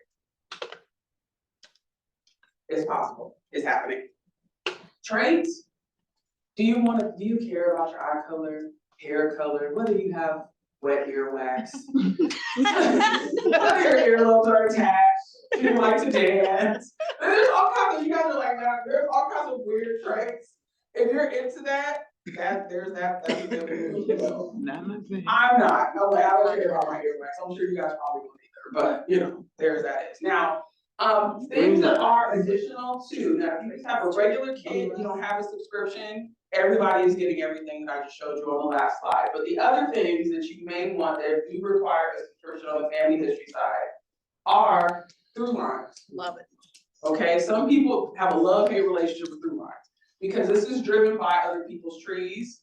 And if people keep repeating the bad era or something that's not right, you're gonna keep getting Henry VIII as your ancestor. And it's like, no, that's not right. Correct that thing. So people keep repeating it. I'm so sorry. And that's what drives this. Common ancestors for your matches that are in your tree. So if you have the same great-grandparents, same grandparents, it'll say your common ancestors likely are these people. Advanced features, anybody heard about auto clustering? That's a new feature that was just added, just a little wonky, where it literally clusters your matches together based on the side of the family. It's getting real advanced in these DNA streams. Shared matches sorting. So let's say me and her are related and my beautiful friend on the red top is a match in common. I can sort by her priority to see how closely they're related so I can figure out how they're related in relation to me. There's a lot. That's a lot. It's a lot. There's a lot. It is, it works. Because let's say she doesn't have a family tree, but she does, I can figure out their relation. And then I can look at how they're related to me. And I can say, oh, well, that's her daughter. That's not true, but I'm saying. Really good though. Oh, okay. I'm really something. All right. Did not know they were related. So let's say she doesn't have a tree, but her mother does, right? And I know that their relationship is mother and daughter. I can look at her mom's tree and I know it's her side of the family as opposed to looking at her dad as the priority because we're all in common, right? But let me take a step back. Some of you are like, how does this work? That's called triangulation, okay? Think of a triangle.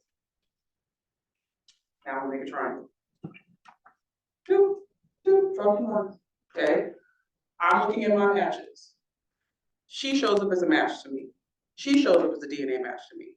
I go look at her profile, she doesn't have a tree, right? But if I look at our shared matches in common, I see her. And if I sort on her priority, search on her perspective, her highest match is her mom. That lets me know the DNA I shared with her is through her mother. That's why having shared matches and having the advanced sorting makes a difference because it helps you figure out how you're related to another person.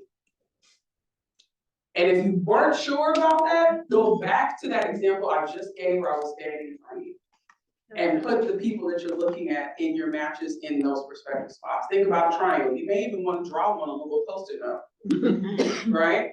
What's in the middle is your common relation. If you can figure out how 2 sides or 2 angles of that triangle are related, then you can potentially figure out how you fit into it.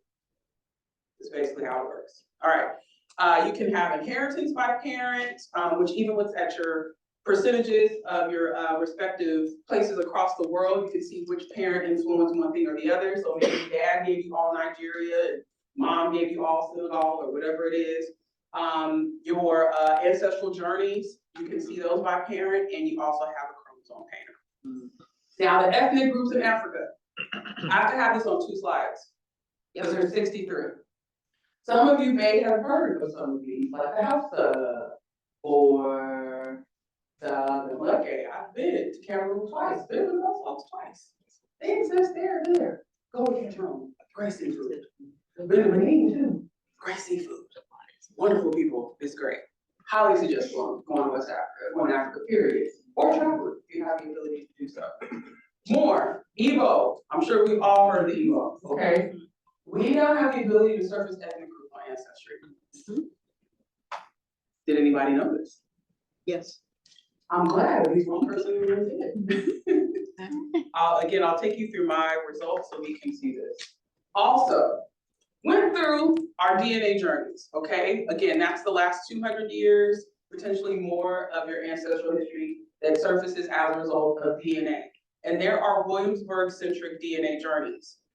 There's a high level one or the top level one, which is called Lower Chesapeake Bay to Northeast North Carolina African Americans. And when you turn that down, it goes to Norfolk to North Carolina coastal, Williamsburg to Northeast North Carolina, and Petersburg to Hampton Roads.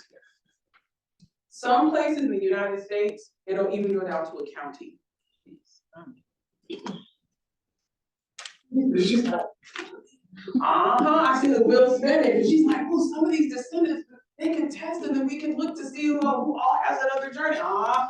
There you go, right? I'm trying to give her the cheat code to find some of these descendants. Who else took a picture of the page where they said, can you help us find these people? I did, right?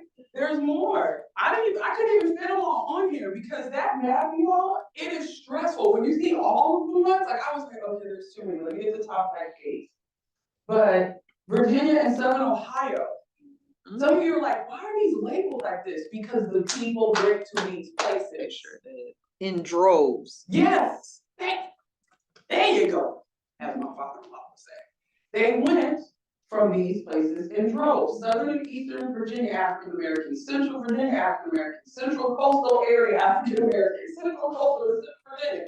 It's literally reflected in our DNA. The migration is there, you all. It is, again, if you've done the test already and you haven't gone to look at your DNA journeys, I highly suggest it. And they're not just for Black folks. Everyone, for the most part, has them. I think except for Renata. People didn't go anywhere. Right. They went like this. We still need to give you one. You just look like that. They went nowhere. All right. So, okay, so I'm gonna take you out and we're gonna actually go to Nicka's DNA.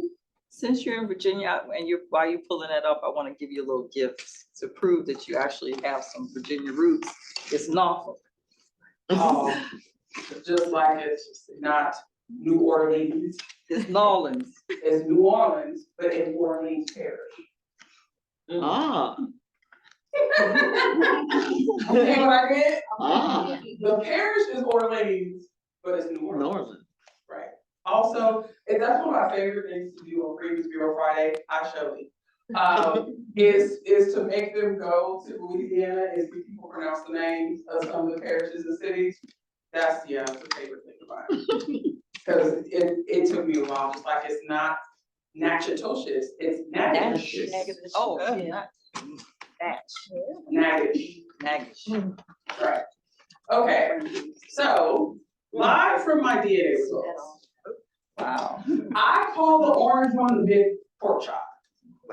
Because it rooted up like pork chop. And the reason why this one is so big is because, again, it's literally reflecting the slave trade, you all.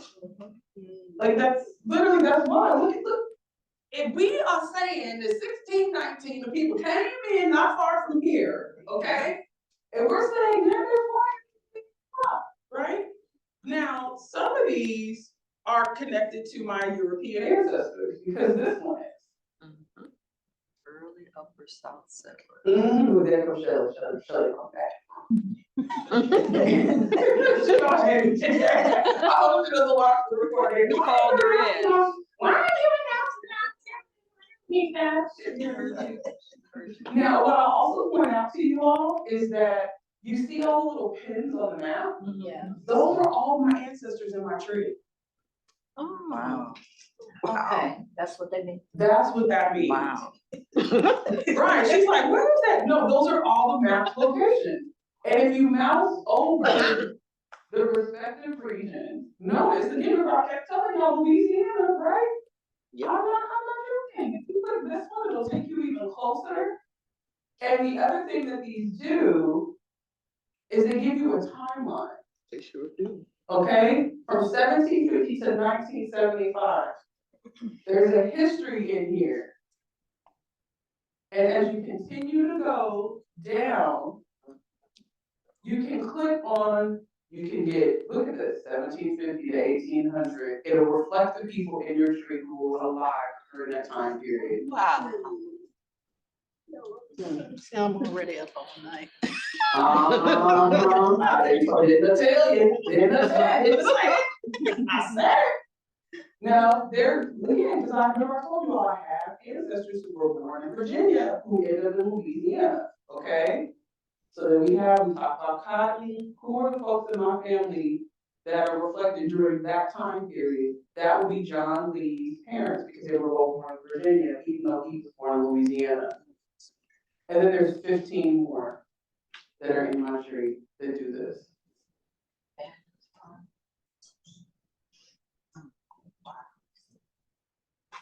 And look at Armstead. When I passed by that tree, I was like, or the street here, I said, Did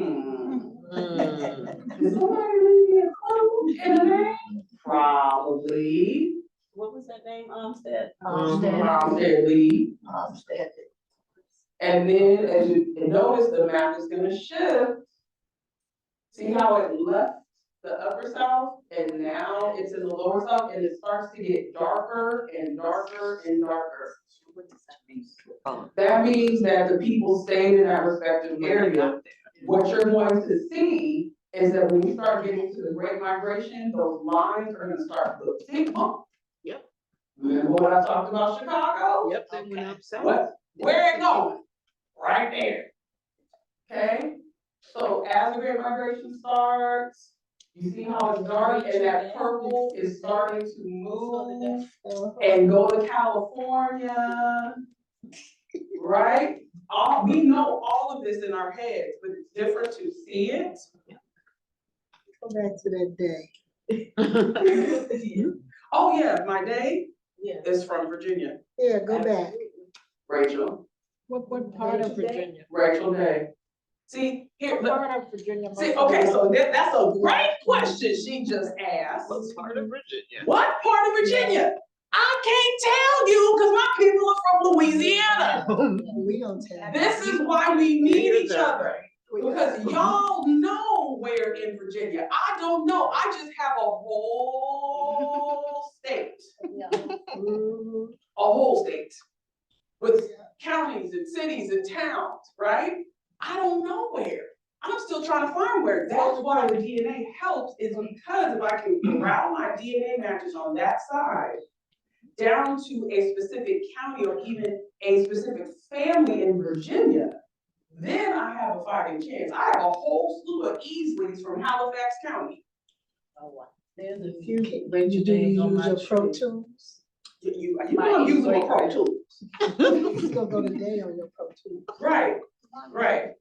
So I'm saying all this to say, this is one DNA journey, okay? And the other thing that once you get further down, you can also see the DNA journeys of your DNA matches. So if I have this one, several of my matches have the same one, okay? Now you may not surface all of your DNA journeys. It may be that your family members, they actually surface more than you.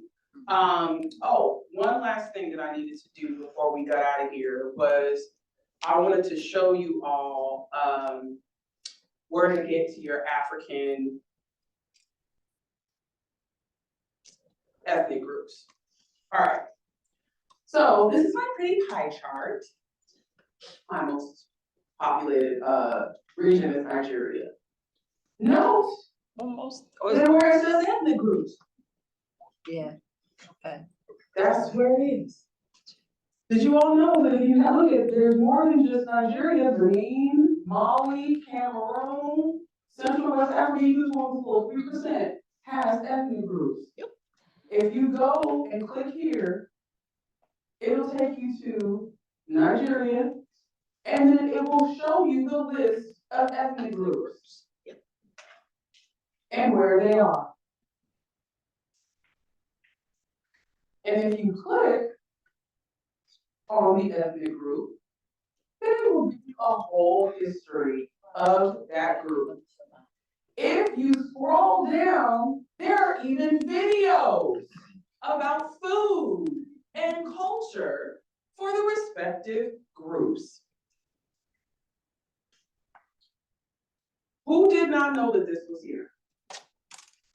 I would say the majority of the room did not know that this was here. Yes, add that to your list of things for when you're eating. Now, the other part that you may be concerned about is like, oh my God, if he's speaking a language I'm not gonna know. It's translated and it has subtitles. This one with the wrestling is super interesting. Like, I was like, what are they doing? But yeah, if you go to the respective ethnic groups, you can find a lot of the content. Another way to move to the next one or the next region is to use the arrow on the right and left hand side of the screen. And that'll take you to, if there's content for the respective groups, again, there's a ton of content here that a lot of people don't know about. So for those of you, especially we're in family reunion season, and people want to know where your family is from in Africa, and they want to know about that group and things like that, you can come here and get some of the content you need for your book or whatever you're presenting. Look at me helping y'all present it to you. Sounds like having you there. Listen, you could if you wanted to. All right, now, let me see. Something else that I mentioned as well, and I'm obscuring this stuff for privacy. This is the reason why I'm being very selective as to what I'm showing. When we stop the recording later, I can actually, I'll go through my matches and, different things if you guys have questions about that. But again, I want to protect the privacy of people who tested. So one of the other things you can do, especially if you're trying to find direct in Africa DNA matches, again, these are people who have also DNA tested on Ancestry, but who have more recent connections back to the continent. There's so many people who are doing this, meaning they are first generation in the United States and they're Nigerian. They're first generation in the United States and they're Cameroonian. Ideally, what you want to do is, or one of the things you could do is when you go into your DNA matches, you can search, and you see how I've got the search area highlighted, and you can go in and search by birth location of Nigeria. You can do the same thing with Scotland, Ireland, whatever you want. But ideally, when you're looking for African DNA matches, you want to see someone who has a tree where all 4 grandparents are from that respective country. Because I saw that on Mom and Dad, someone was on both sides at Cameroon, Mm-hmm. Said Bantu, but it was a percentage. Right. So she's saying she saw it on respective sides, right? And that's inheritance. What this is doing is, this is looking for living people who have tested, who are actually from those places. Okay. And to go back to what I was saying earlier, this is the equivalent of your ancestor who was taken.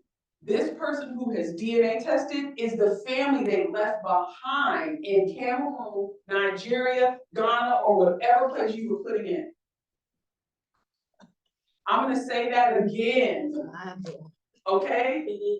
It didn't sink in before, but I'm gonna make sure that sponge gets soaked up with the fabuloso that we talked about earlier, okay? When slavery happened, we left people behind. And the descendants of that family that was left behind, they are DNA testing.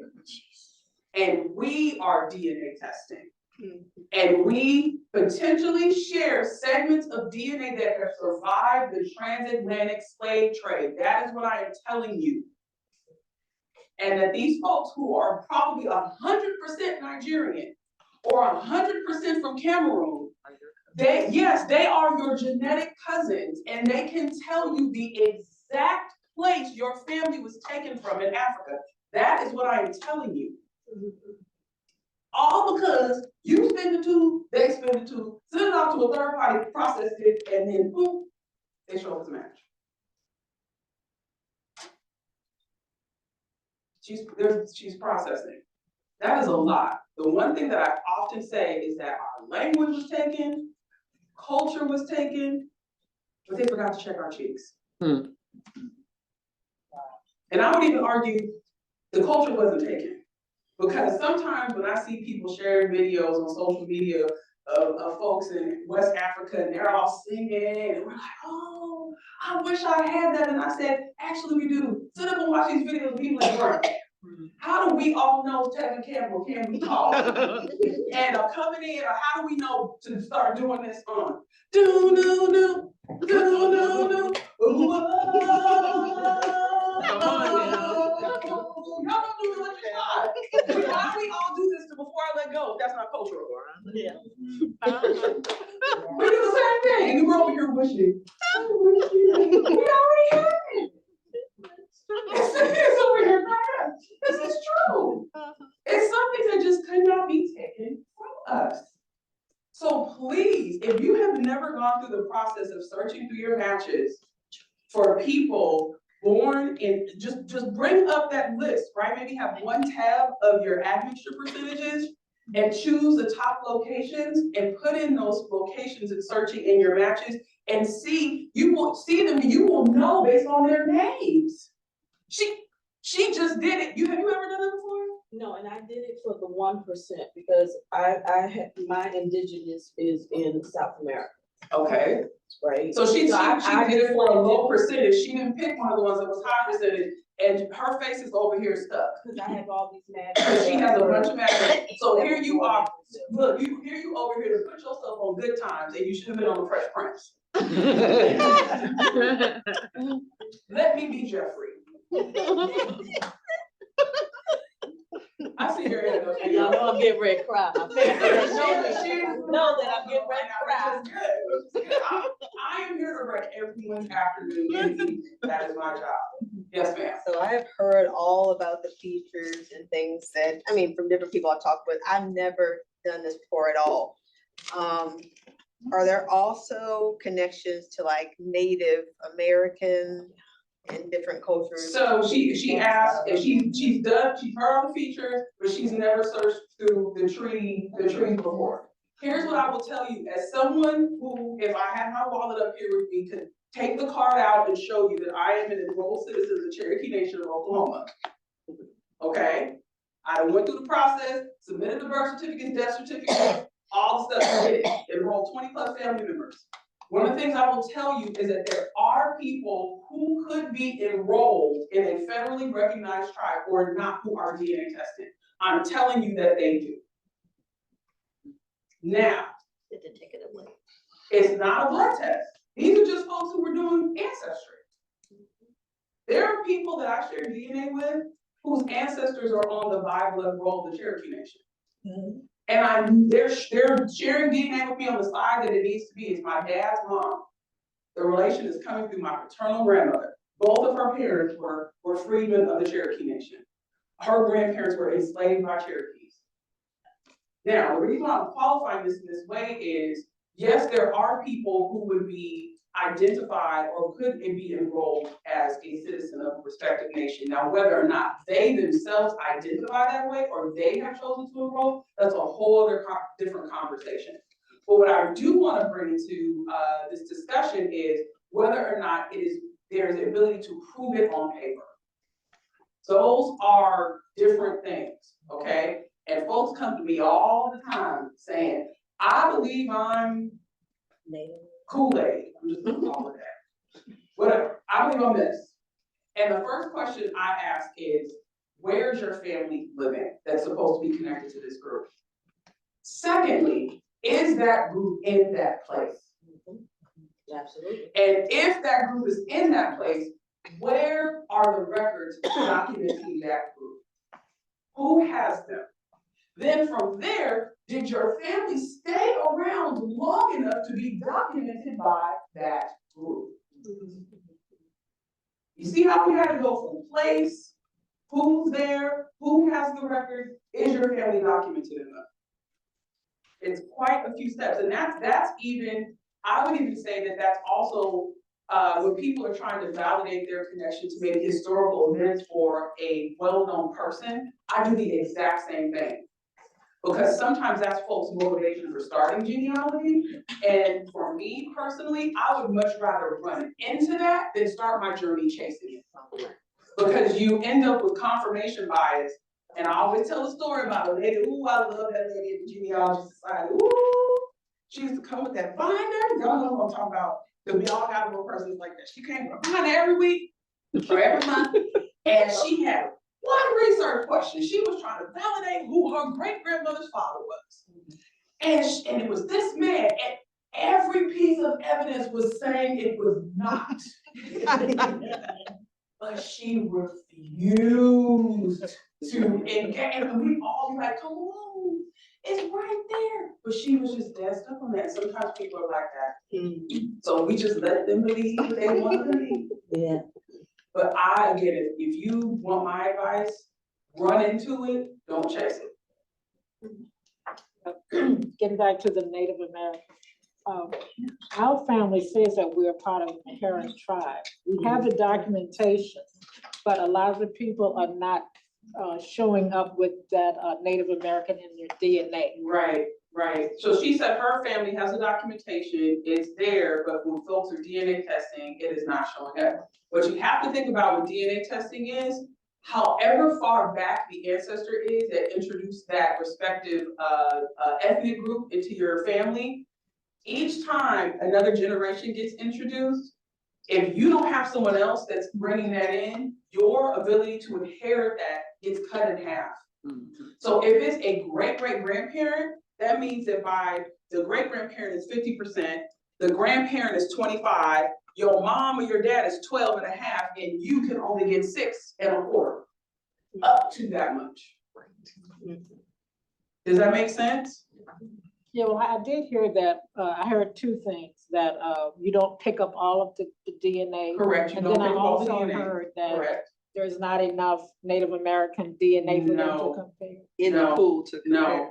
No. That's old news. That is old news. I'm telling you that it is. Can you repeat that again? I'm gonna say it again, okay?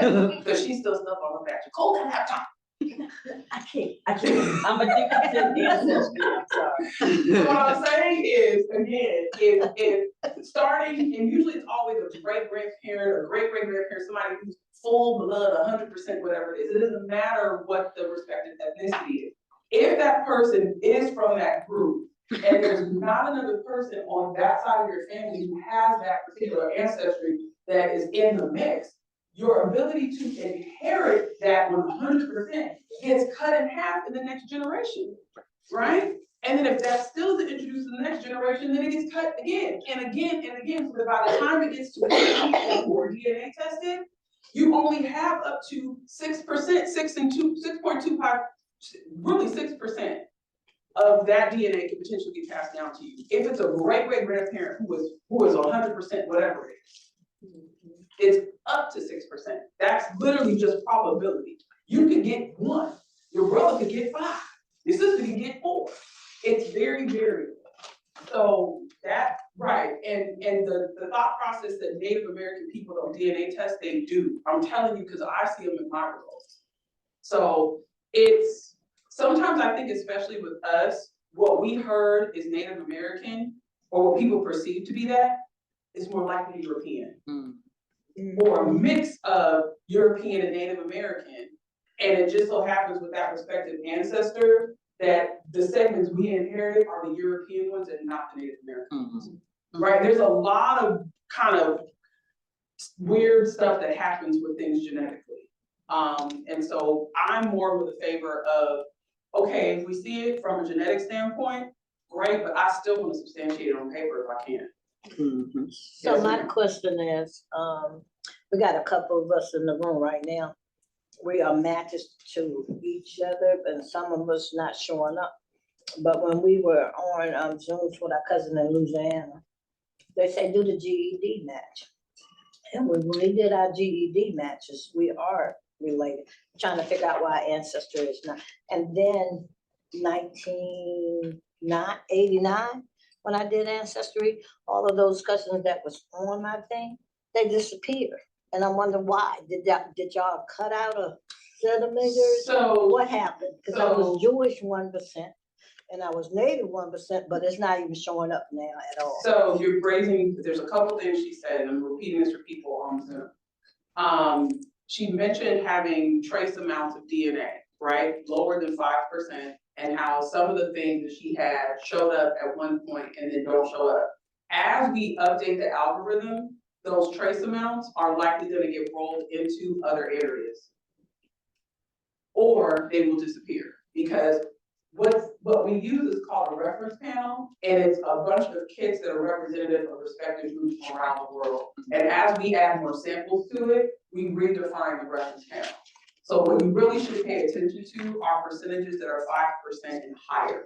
The lower ones potentially can be what are called noise, or what I sometimes would do is like, if there are multiple close family members who were tested and I'm seeing a thing in mine, and I know that that ancestry is supposed to be coming from that side of the family, I will look at their results to see if it's higher for them as opposed to me. So it's not noise, or it's not just noise.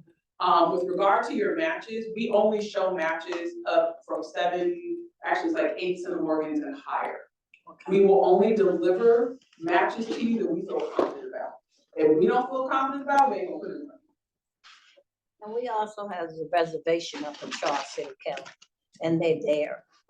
And when I went to the courthouse in Charles City, I asked the clerk where because all of, when we came from, because it wasn't Charles City, it was county, before they separated them. Because North Carolina all the way to Virginia was under one thing before we went to all these different counties. I said, where are the Native American records? Thank you, Dr. Plucker. And they said that when the Native Americans was in charge of Charles City records and they came and took them out from him, they took their records. Right, so she's talked about going to the courthouse, going to and asking for Native American records, okay? We talked about this at lunch a little bit. You need to, just like I mentioned a second ago, you need to find out who has the records for the respective nation. Most times, that's the nation. Why? Because the nation was a nation in a nation. Does that make sense? Yeah. Cherokee Nation was its own nation, which is why when slavery was abolished in the United States, it was not abolished in the Cherokee Nation. That's why It didn't get abolished until 1866. Okay. Because they were. Because it's its own nation in a nation. Does that make sense? Own laws, own systems, own documentation. So it's the same thing with any other respective Native American group. They have their records, they have their own government. So that means it creates its own thing. So you can't necessarily go to Charles City County and go look at stuff unless someone in that nation transacted business with someone who was an American. Yes, okay. Right. Yeah. People are here like, really? Yeah. Welcome to the Indian Territory during research. I can go back and talk about that at some point, but yeah. Do you know that triangular relationship you were talking about? Yeah. So I DNA matched with Kaya back here on a paternal side. Okay. I used to DNA match with this one, but then she didn't show up anymore. But she DNA matches with Kaya as well. Okay. And Kaya is on the side that I didn't typically research with. Okay. And we determined, well, listening to you speak, who I told her I was probably related to her through is exactly who I was related to her through, according to Ancestry. Because so Dr. J and Bray School, I need y'all to update my whole Ancestry package and give me everything back. I'll connect you to every child you can have on the Bray School. Right. She's saying that there was a connection that she wasn't quite sure about. Okay.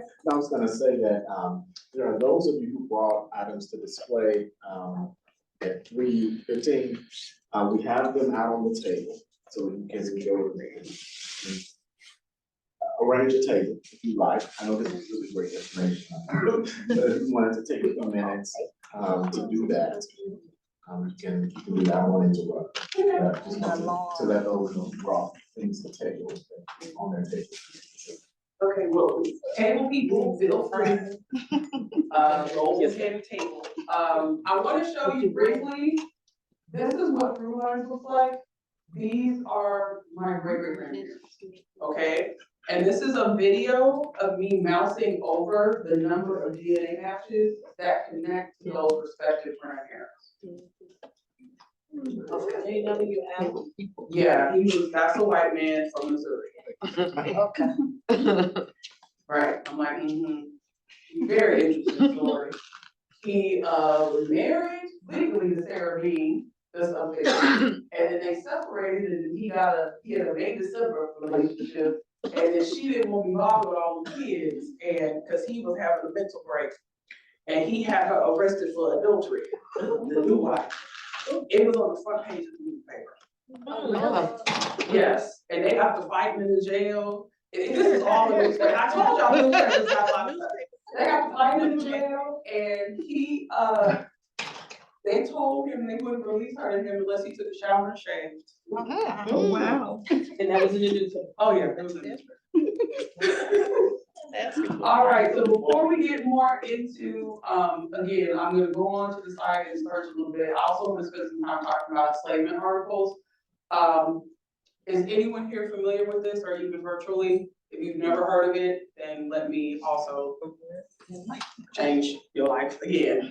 All right, so, enslavement articles, we went through millions of pages. In fact, I think we were over 1 billion pages of newspapers on newspapers.com. That just happened this year, which is crazy to me. But we use what's called machine learning. Who here has heard of AI? All of us. Everybody in here, right? And what we did was we trained a computer to identify newspaper articles that mention enslaved people. So we said, look for these particular things and then isolate that. And then once we did that, we took the details that were relevant and we created an index. We did not have the computer create the index, a human created the index. What we used was the model, computer model identified the article, and then we had a human index it. And then from there, we also have it to where whatever article is mentioned, there's a newspaper article that comes with it. So it's not just the index. Okay? So when you click the link, it will take you to the article. The index and the article are free. This entire collection is free. Just like the Freedmen's Bureau is free, okay? Now, there's no subscription that's required.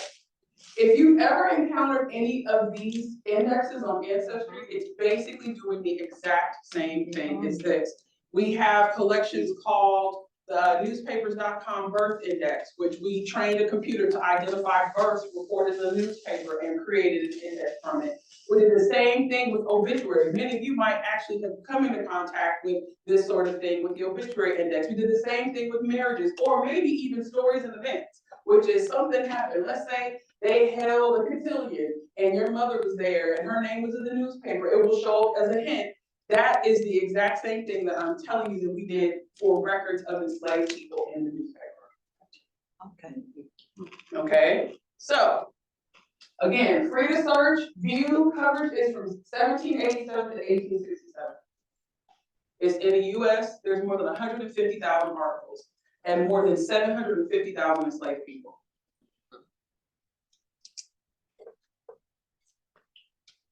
Yep. We did this, we released it initially last year, and you see, last year we had 180,000. That's how many more people we've added to this collection in a year. And the thing is, it's more than 690 papers. For right now, it's just, the 750,000 is just auctions and fugitive slave ads. It's just those two. Wow. So the information can include the name of the enslaved, details about them, meaning like their height, their weight, what they were wearing. If you've ever read a fugitive slave ad, you know what kind of details are in that. The locations, relationships, and so much more. And what I will tell you all is every time I go to this, I find something else I didn't see the last time I did. Now, you may be wondering for coverage. Let's look at the top 10 publishers. What's the #1 newspaper in this collection? Orleans. And then welcome, Virginia. You are here and you are in New Orleans. You thought you were gonna take me, Renata and Selma. No, you're not. 95,000 records in this collection are from New Orleans. Wow. Okay. Following that is Richmond. Richmond. This should be no surprise to anybody who has been. Miss Selma's like, If you know anything about researching the formerly enslaved in the United States, and you research in Virginia or Louisiana, you know in Virginia about New Orleans, and New Orleans people know about Richmond. Yep. We're like your cousin who great migrated to the big city and comes back home to the country in the summertime, okay? It's kind of the same thing. Now, more than 41,000 records are from Richmond. Note how high Mississippi is in this. Very. Wow. Okay, then Georgia, look at, we got the whole kind of like, yeah, like the most of the well-known cities that are a part of the slave trade, those are the top 5 collections. Here goes the other one. You know, in Charleston, again, these are different publications, that's why they're qualified differently. Career. Right, Augusta is not far from Columbus, Vicksburg is on here multiple times, you all.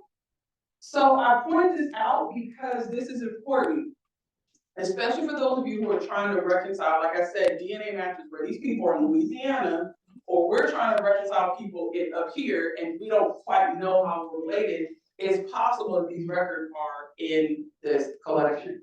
Now, we're going to talk about the cities that are mentioned the most. What do you know that's different here? Charleston, South Carolina, second.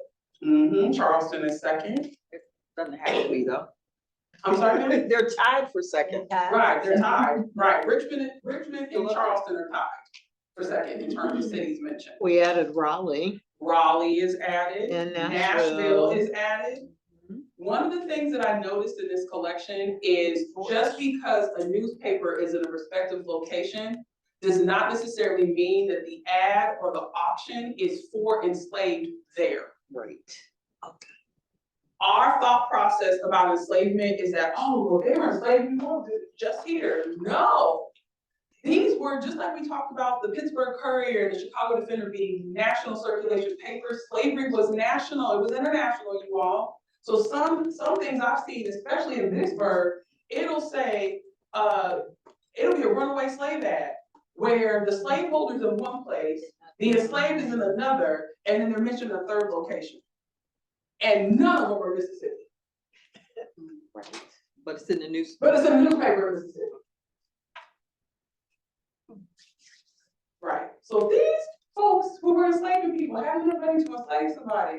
They have enough money to publish an ad in a newspaper where the ones where they live. Right. Oh, they knew where they sold them. They knew where people were sold. They knew where they came into the market. I mean, there's all. Or where they were originally from. Or where they, that's exact, come on now, thank you. Or where they were originally from. They will, some of these ads will say, originally from Raleigh, North Carolina. Or I've seen one where it said, the enslaved was the estate of this person in this state, and that they were sold to a person in this state, and then they were trying to find it in another one, in a third. Right. Now, you can get to these on ancestry.newspapers.com. There's 2 different ways to search for it, and I will show you either one. Oh, before we forget, because we got to talk about this, because I can't leave this on. Oh, Catherine. Catherine. Oh, y'all remember this earlier? Yes. Okay, so like I said, I could not leave New Orleans on the table like this. I had, listen, the Saints may not be good, right? Okay. I'm like, in the Pelicans, okay. I know we still have right on. But anyway, I wanted to go through this subsection of Virginia Untold. Okay, if you want to find out everything that's in Virginia Untold, let me give you guys a cheat code. Do you know that we have a card catalog on Ancestry? If you did not know this, well, let me introduce this to you. I'm just going to come over here and copy this. The U.S. Virginia Untold. I'm going to come over to the card catalog. Now, why is this important? Card catalog is going to default to date added, meaning the most recent collection that's been put on the site is going to show up first. Okay? So if you ever want to know what we added to Ancestry, you can come over here. Then you can limit it by the filters, which are birth, marriage and death, census, court, land, financial, all of that, even location. Okay? If I want to find everything that's Virginia Untold, I can come over here. Remember I just copied? Yep. Now, one thing I'm going to tell you, do not include that space at the end. Don't ask me why. I don't build it, but I use it. Amen? Amen. I'll leave the colon. But leave the colon? You can leave the colon. It's the space afterwards. I don't know why it's really finicky about that. But you see, it put all the collections out of Virginia Untold. Yep. Okay? So you can even use keywords with that as well. So this, now you see where I get the 200,000 count, because I went through and I added all those numbers together. So there's the card catalog, okay? So that is there for your using. All right, back to our stuff from earlier, okay? So I searched for Catherine. No, she's in here as an enslaver, okay? It gives a description of where we got it from. See, Library, Virginia is right up there, okay? And then if I want to get to the URL for the original record, I can just click that as I mentioned earlier. So I was listening, I wanted to find what was happening, okay? I came over here, this is exactly what Lydia showed us earlier, which is this bill of sale from James May to Catherine Robinson of New Orleans, who he sold Catherine, a enslaved woman named Dolly. And then there was another record that she talked about where James May emancipated a little boy named John Shields. Remember, I'm over here giving y'all a test. Okay? So she mentioned John Shields and that he was 10 years old as of 1859, and this is the deed of emancipation from James May, who appears to be the same James May that sold Catherine Robertson of New Orleans Dolly. Okay, we all track it. Yeah. Okay. So Nicka was like, let me see if I can find these people.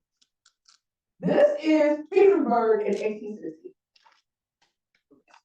Do you see who the little 13-year-old boy is down here?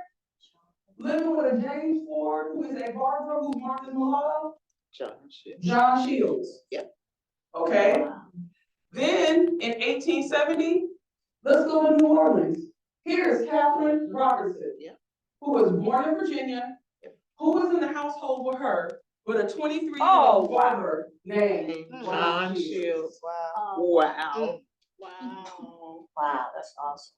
I was not gonna let us go out like that. No, I was not. And he had apprenticed as a barber. Yes, he did. He did. I was not gonna let us go out like that. I wanted y'all to know we know how to research down here. Now, how did I do this? Okay, because for me, immediately the went off. She's in New Orleans, right? I got a date and time here, right? Transaction says August of 1854. So this means that I should technically be able to find her on the 1860 census, living in New Orleans as a free person of color. That is not strange.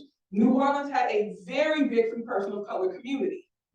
When I talked to Lydia earlier, I said, she's like, well, I'm trying to figure out how she got down there. To me, the thing that makes most logical sense is that maybe there's an estate that gets separated here in Virginia.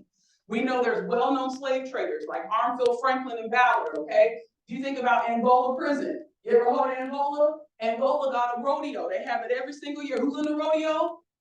The prisoners. Where is Angola? On a plantation called Angola that was owned by one of those slave traders. Right. You can look it all up. There's even a documentary on rodeo. So I think Catherine was sold down south, and in the state of Louisiana, you could work as an enslaved person, you could hire yourself out and keep the proceeds legally. And I think she saved her money and bought her freedom, and then chose to come back to Virginia to come and get her family. That's what I think happened. Now, I can't find Dolly, and I don't know where I are. Yes. But it's clear to me, this is John Shields. Now, how else do I know this is the right Catherine? Again, remember I told you, sometimes you have to use more than one source. There are New Orleanian interment registers that are on Family Search. Look at her race. Okay, go back to 1870. What's her race? Mulatto. Mulatto. Wow.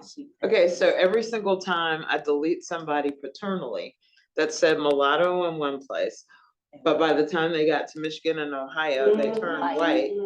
They were just passing when they got to Michigan and Ohio. So last night, when I discovered a feature, I went back and added those folk back to my tree. Yes. Because their DNA links Yes. are matches to what my Yes. DNA is. Yes. But they were mulattoes in Virginia, and They in were Michigan mulattoes and in Ohio, Virginia, they were white. And they were white elsewhere. And you deleted them? Welcome to. Initially, cause like I They were needed it to work. She needed it to work in her brain. And then I saw the new tool and decided, let me just go ahead and back and add my vote. So. Listen, welcome to 20th century research, Black folks. So the Welcome to. So 20th century 1870 research. doesn't show the relation to the head No, of it doesn't. household. So my personal thing that I would be doing, if me and Joanne don't go to dinner or something, is I wanna know what happened to John. And does John have descendants? Because think about this from the vantage point of someone who is being born to Black genealogy. We are told, oh, he's born in Virginia, but he's only 23 years old. Oh, he must have been sold down here late. He wasn't sold down there. He was free. And this is likely a family relation here. Okay. Right? Like, go ahead, you got your hand raised here? It's just for the owners of the house. That just has the interesting because it says that they're white and for the occupation.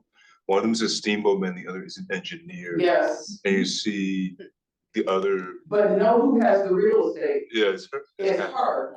It ain't the steamboat man, and it ain't the engineer. It's the Black lady.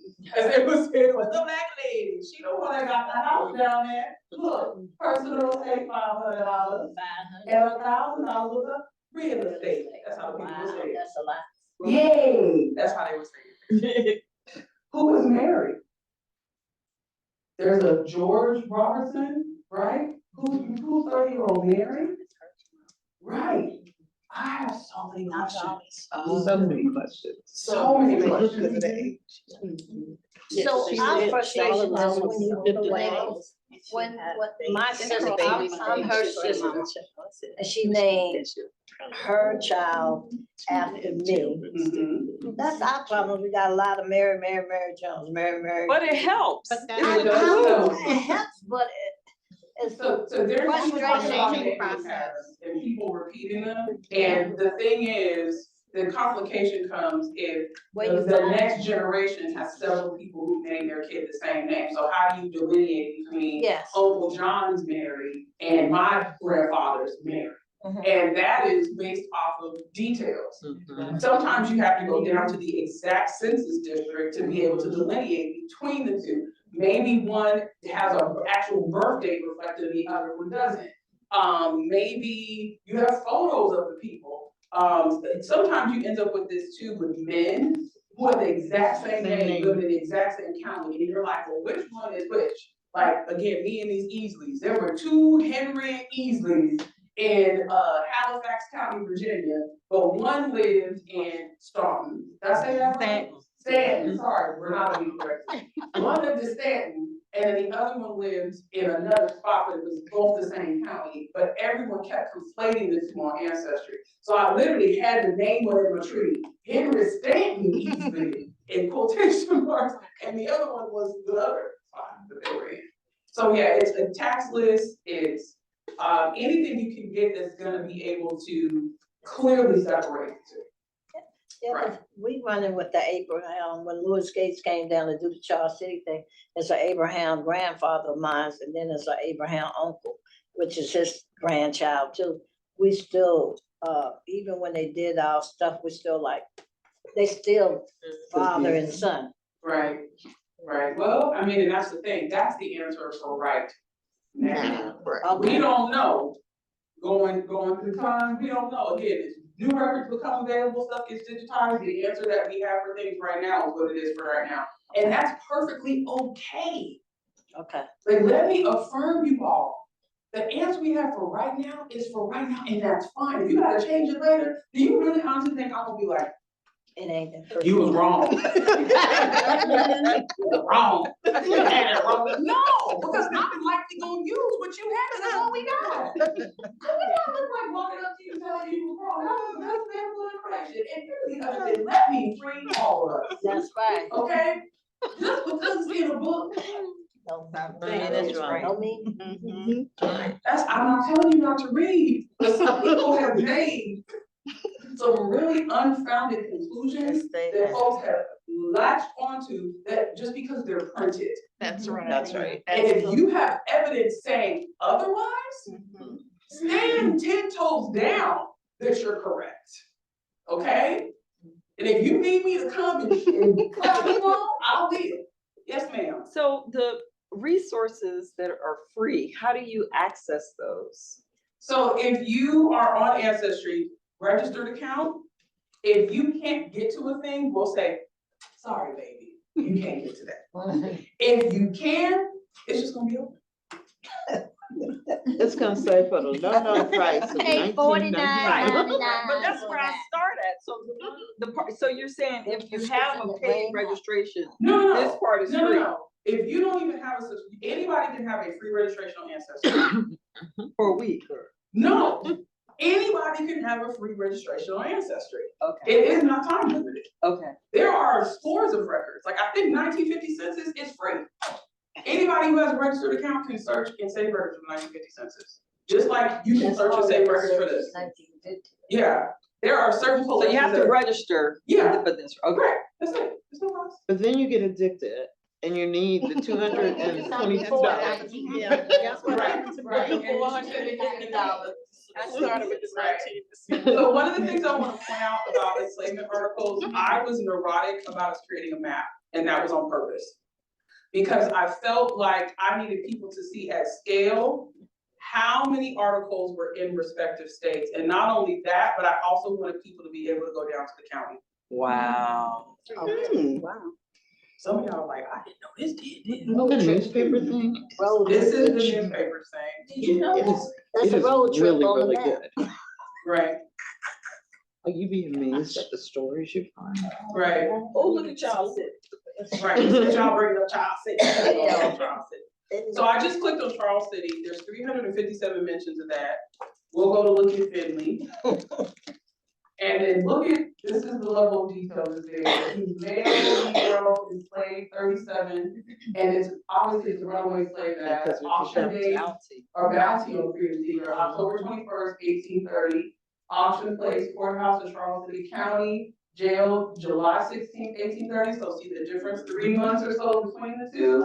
His height, 5 feet, 7 or 8 inches. I'm a physical representation. I'm 5 feet, 8 inches tall. So that William Tyler White? I'm so. Oh. That's your people. Wait a minute. Yeah. Oh, what you got? We got, listen, I just randomly clicked on this one. I didn't even do anything. Is that William Tyler White? Right. So William Tyler, we don't see. So you have the different roles. Anne Colgan is a slaver, John Colgan is a slaver, William Lightfoot is a slaver, and then William Tyler. So again, I mentioned you have an image thumbnail. You click on that, it'll log you in. We leave it in the original context. So sometimes you may want to look around the page and see what else is happening. So this says was committed to the jail, Charles City County, as runaway. So he was a runaway and they brought him back to the jail. Okay. July 16th last, a Negro man slave named Finley, of dark brown complexion, about 37 years old, 5 feet 7 or 8 inches, limps very much in his gait. Finley is one of the slaves allotted to Mrs. Anne C. Colgan, wife of John Colgan, as a part of her dower in the estate of William Lightfoot, deceased. We just got a litany worth of information in that one sentence. And you're only halfway through. And we only halfway through, right? The fact that this runaway is having been committed to jail has been reported to the court. He has been valued, and the court, by their order of the 19th last month, directed a sale of him to be made forthwith after the time and place thereof have been advertised as required by law. So they sold a slave that ain't even there. That's what it sounds like to me. Am I crazy? Right. They directed a sale of him. Also, so maybe he ran away, they committed him to jail, and then no one claimed him maybe, and now they're like, sell him. Sheriff sale, right. Place thereof advertised required by law by virtue of this order, I shall sell the said runaway at the courthouse of Charles City County the third Thursday in October next, being the 21st of the month, the court end date. Yeah, William Tyler, the sheriff.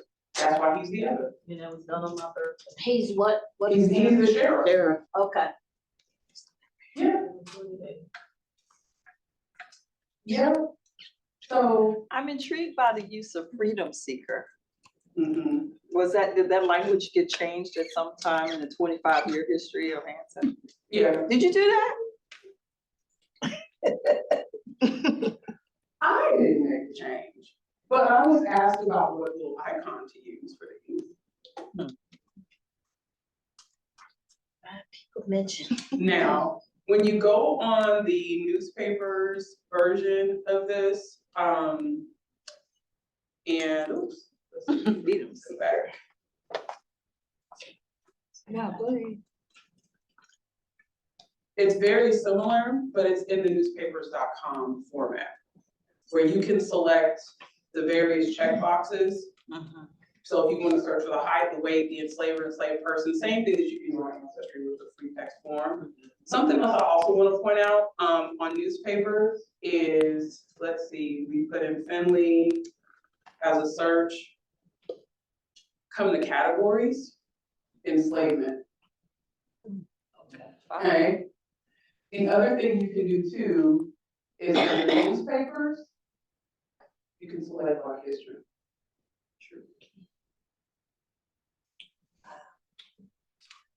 So then it'll limit it to just Black papers. Can you do one other, just random? Just, and then enslavement articles? Well, I don't know if there's an article now, but this person's name was Samuel Minkins, and he was sold down south for being his taskmaster. We don't have any other further information, just see if we see anything on him. And it was probably when. You'll see somebody in the video one day. You don't know that. She's a stranger. Okay, you said Minkins? Minkins. Samuel is the person. Now, something else that I'm doing, if you all notice, I'm adding an asterisk. So you'll get Sam. So I'll get and Samuel, Sam, and anything afterwards. And then I would also do the same thing with Minkins. I would make the second I a question mark so that it'll do an E or I. That replaces one character. You could do the same thing with the first one too, if you wanted to. We'll see. Yep. Let's try this for a last name. Nope. Anybody want to throw in a place? Spell it with an E. I'll try Minkins. M-E-K-I-N-S. There's a Mankins. Try Meekins. That's another form of whatever spell Minkins. Now, for that search, again, I'm showing you guys how to use wildcards.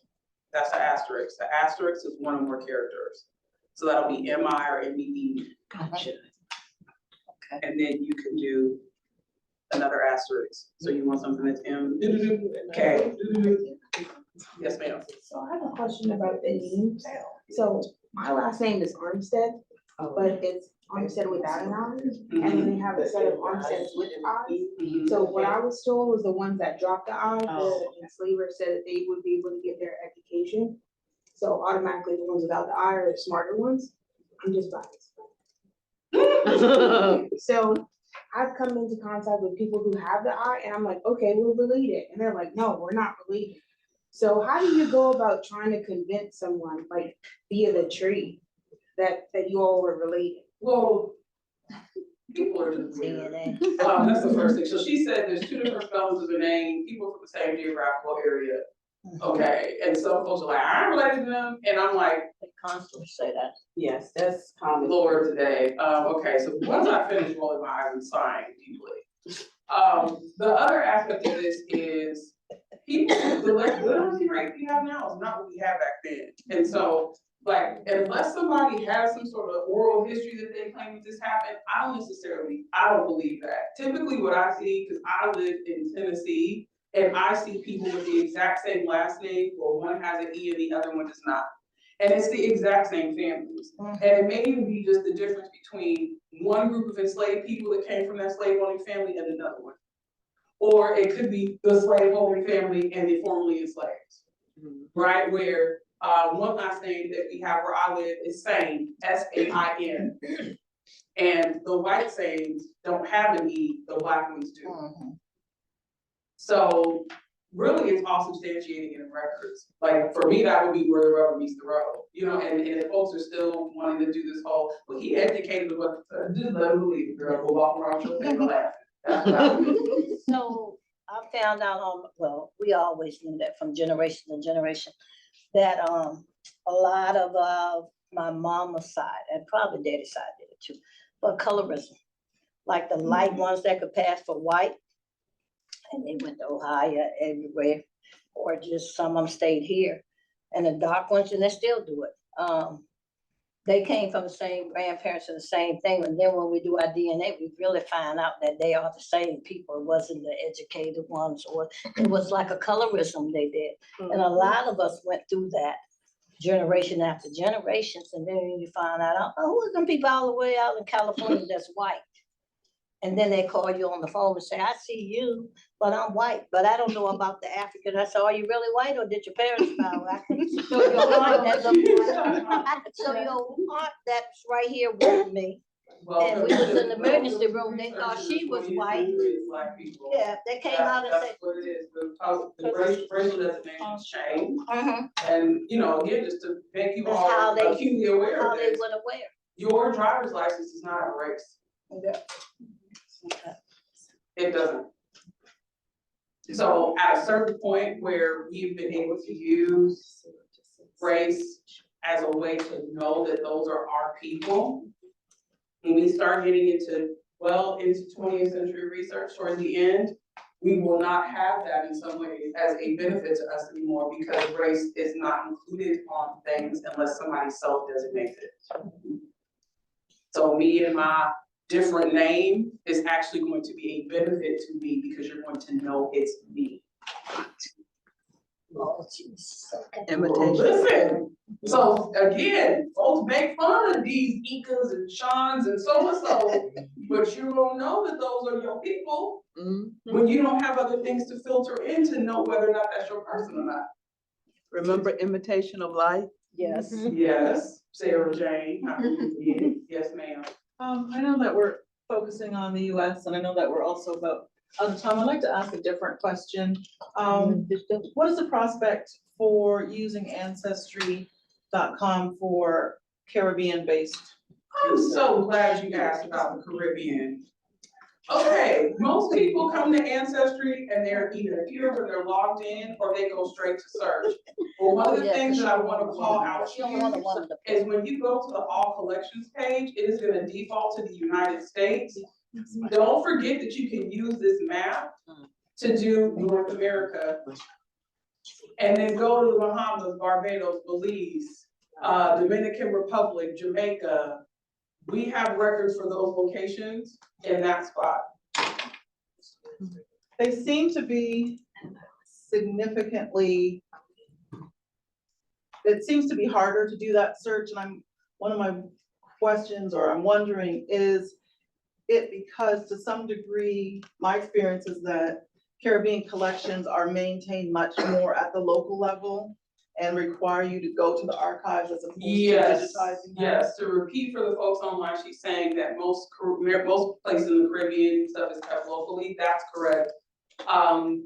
Really it all depends on how open they are with their records. So like where it's very easy for the most part to research, like Jamaica, when you're trying to do something in Barbados, the challenge is you've got to get back to 1880 there in order for you to start hitting civil registrations or like baptisms, or maybe even potentially use things like naturalizations when people came to the US and got naturalized as citizens. In my experience, researching the enslaved can actually be easier in the Caribbean because they had national slave lists. We don't have national slave lists in the United States, but British colonial dependencies do.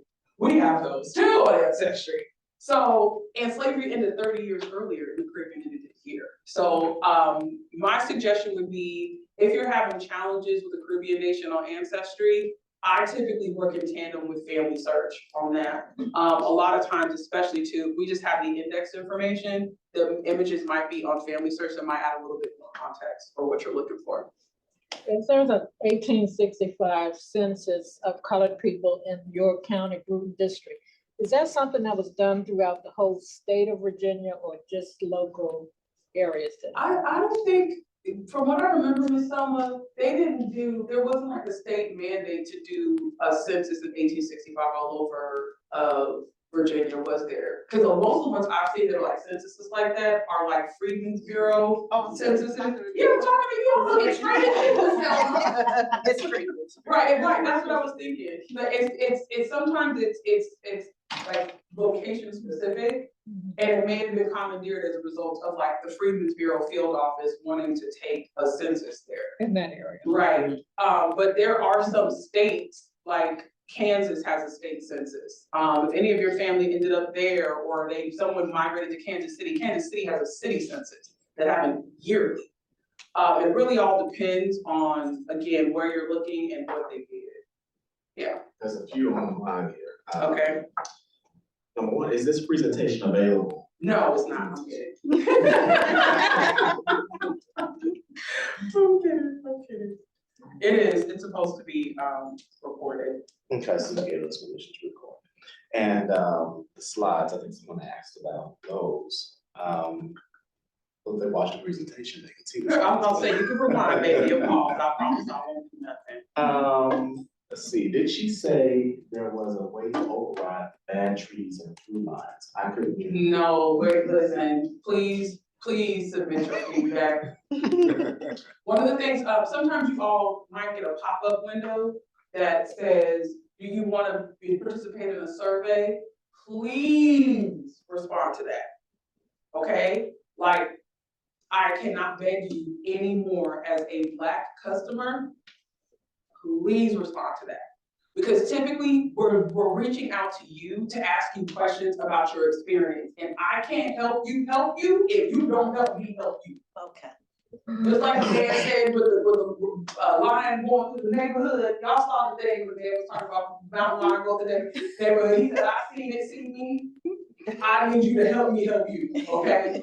Same thing, so please respond to that. We need that. There's a question regarding birth, marriages, and deaths. I see you, Jatisa. Is there something changed that requires ordering of birth and death records, or is there another access I need to request? Sometimes there's privacy restrictions on things. And so usually we do things that are like 72 years and older, but then some states don't have, like each state has different privacy requirements. Generally we have one like kind of over, like blanket. But for some states, it's much more, they're much more stringent. And so we may have to remove access depending on collections that might have like weird things going on. So that might be the case for what you're looking at.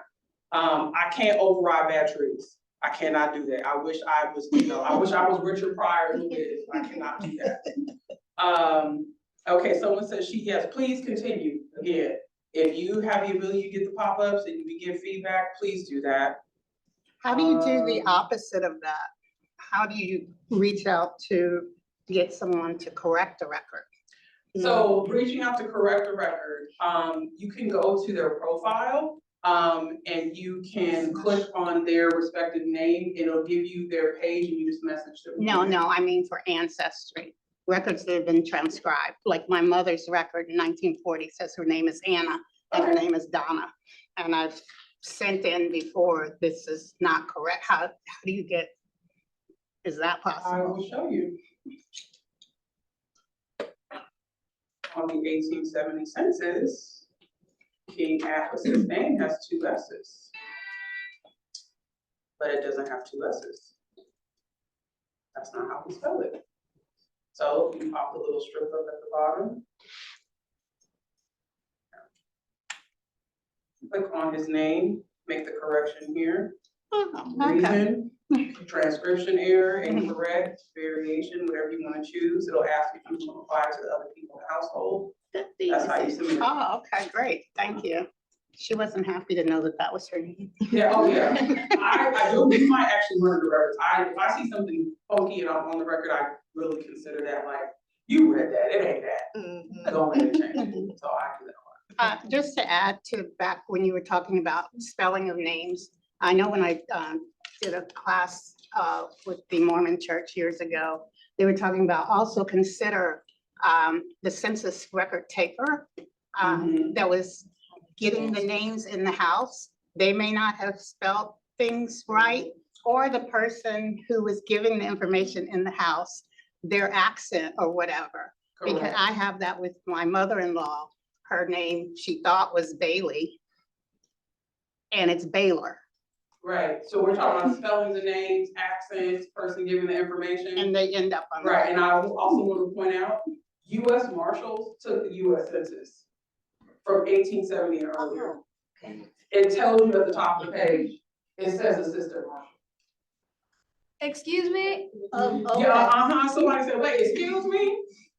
US Marshals So they don't have took information. the US Census prior to 1880. That's why it says assistant marshal.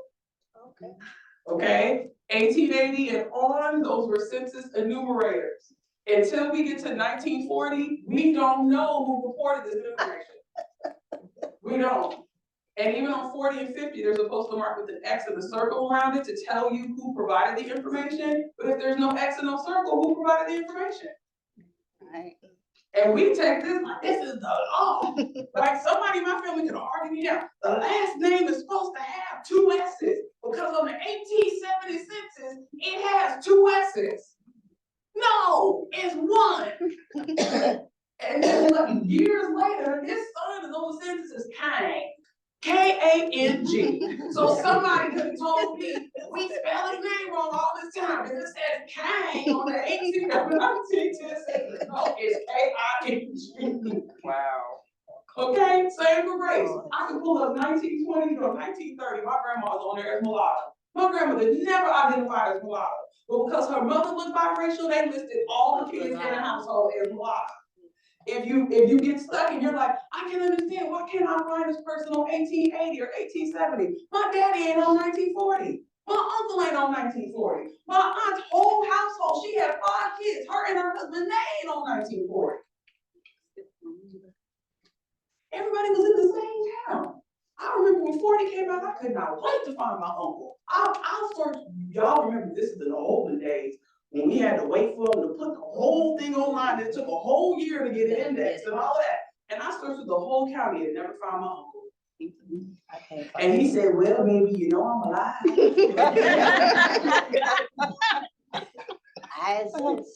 So I had a question about the 1870 census, and I also had a follow-on comment. Okay. So to answer your question about the differences within the every 5-year census, I learned that it was state specific. Thank you. I'm a native Floridian, and through researching my family tree, I learned that in some of the counties, every 5 years, census workers or whomever was representing the census at that time were out there recording the data for the United States Census Bureau. And sometimes I would notice that my grandmother's name was spelled with a B-E-U as opposed to B-U. Sometimes she was recorded as mulatto, sometimes she was recorded as African American. And my next question was regarding the 1870 census. What recommendations or suggestions do you have concerning trying to find documents during that time frame? If I'm not mistaken, there was a fire in, was it 1870 that destroyed a lot of 1890 that destroyed a lot of records at the US Census Bureau. So what recommendations and suggestions do you have for those of us that are running to blockers when it comes to that respective year? I noticed the slide earlier said to look at court records and things of that nature, but what kind of guidance would you have for us? So yeah, to further echo your point, in my opinion, most censuses that are on the 5s, as we say, typically are state censuses. But not every state had a state census. That's, again, it's all depending on where you are. with regard to 1890, it was partially burned in the fire, and then the Commerce Department set the rest of it on fire. So there's that, okay? When you're looking during the time period that I call the black hole, which is between 1881 and 1899 for records, that is typically when you really have to go local. Meaning that because we don't have the federal census as a resource, we have to start looking at other things to supplement that time period. We've talked about like a Black Pro-Gen. I think we have a whole episode on censuses, and we talk about two census years at a time. And one of the things we talked about was you can take the form for the 1890 census, and for the respective ancestors that would have been alive at that time, try to fill it out for them based on the information that you have. And if you don't have the information, think about what you can go to find that will give you that information that you can fill out that form. So let's say it's birthplace of parents. One of the easy ways you can do that is look for a death certificate of that individual to see if the parents' birthplaces are reflected there. If that child survived to get a Social Security application, you can look at the Social Security application to see where they were born, because that's putting their parents at a particular place at a particular time, right? You're using other records to supplement what would have potentially been on that census. And a lot of times when you go through the exercise of using the blank census form and filling it out, for your ancestor, it causes you to be creative, not to think, and really to think like, well, I may not necessarily need that census. So I would say go local. That's birth, marriage, death, newspapers, deed records or property records. If you've got supply contracts or like things where people were sharecropping and they were entering into these contracts with other local people who had a general store, and they give them credit and they would extend them credit, you can find those in the deed books at your county office, which again, that's putting them at a place in time. Probates, if they bought land, you talked about Florida. Florida issued more homesteads than any other state in the whole country as a part of the Freedmen's Bureau. So I'd be looking for homestead applications for your ancestors. Who were their witnesses for them purchasing land? It's not like just because we don't have 1890 doesn't mean we don't have anything. We have a whole lot. And sometimes researching in Florida can be a little bit of a complication because generally people were coming from a whole bunch of other places to Florida. So researching in Florida is very similar to like Texas. I consider it's weird. I consider like Florida and Texas, I'm sorry that you think of DeSantis. It's giving that same thing now, culturally, I'm sorry. I look at them very similar. They're very transient states where people, you know what I mean? Like this place has been here since 16 something, right? Florida, yes, and I would even argue, and don't kill me, down the street from 1619, but St. Augustine is older. Okay, I said it in the wrong order. Considering the age, right, still, it's a little bit different. So yeah, I would look at local. Go local and go to your county.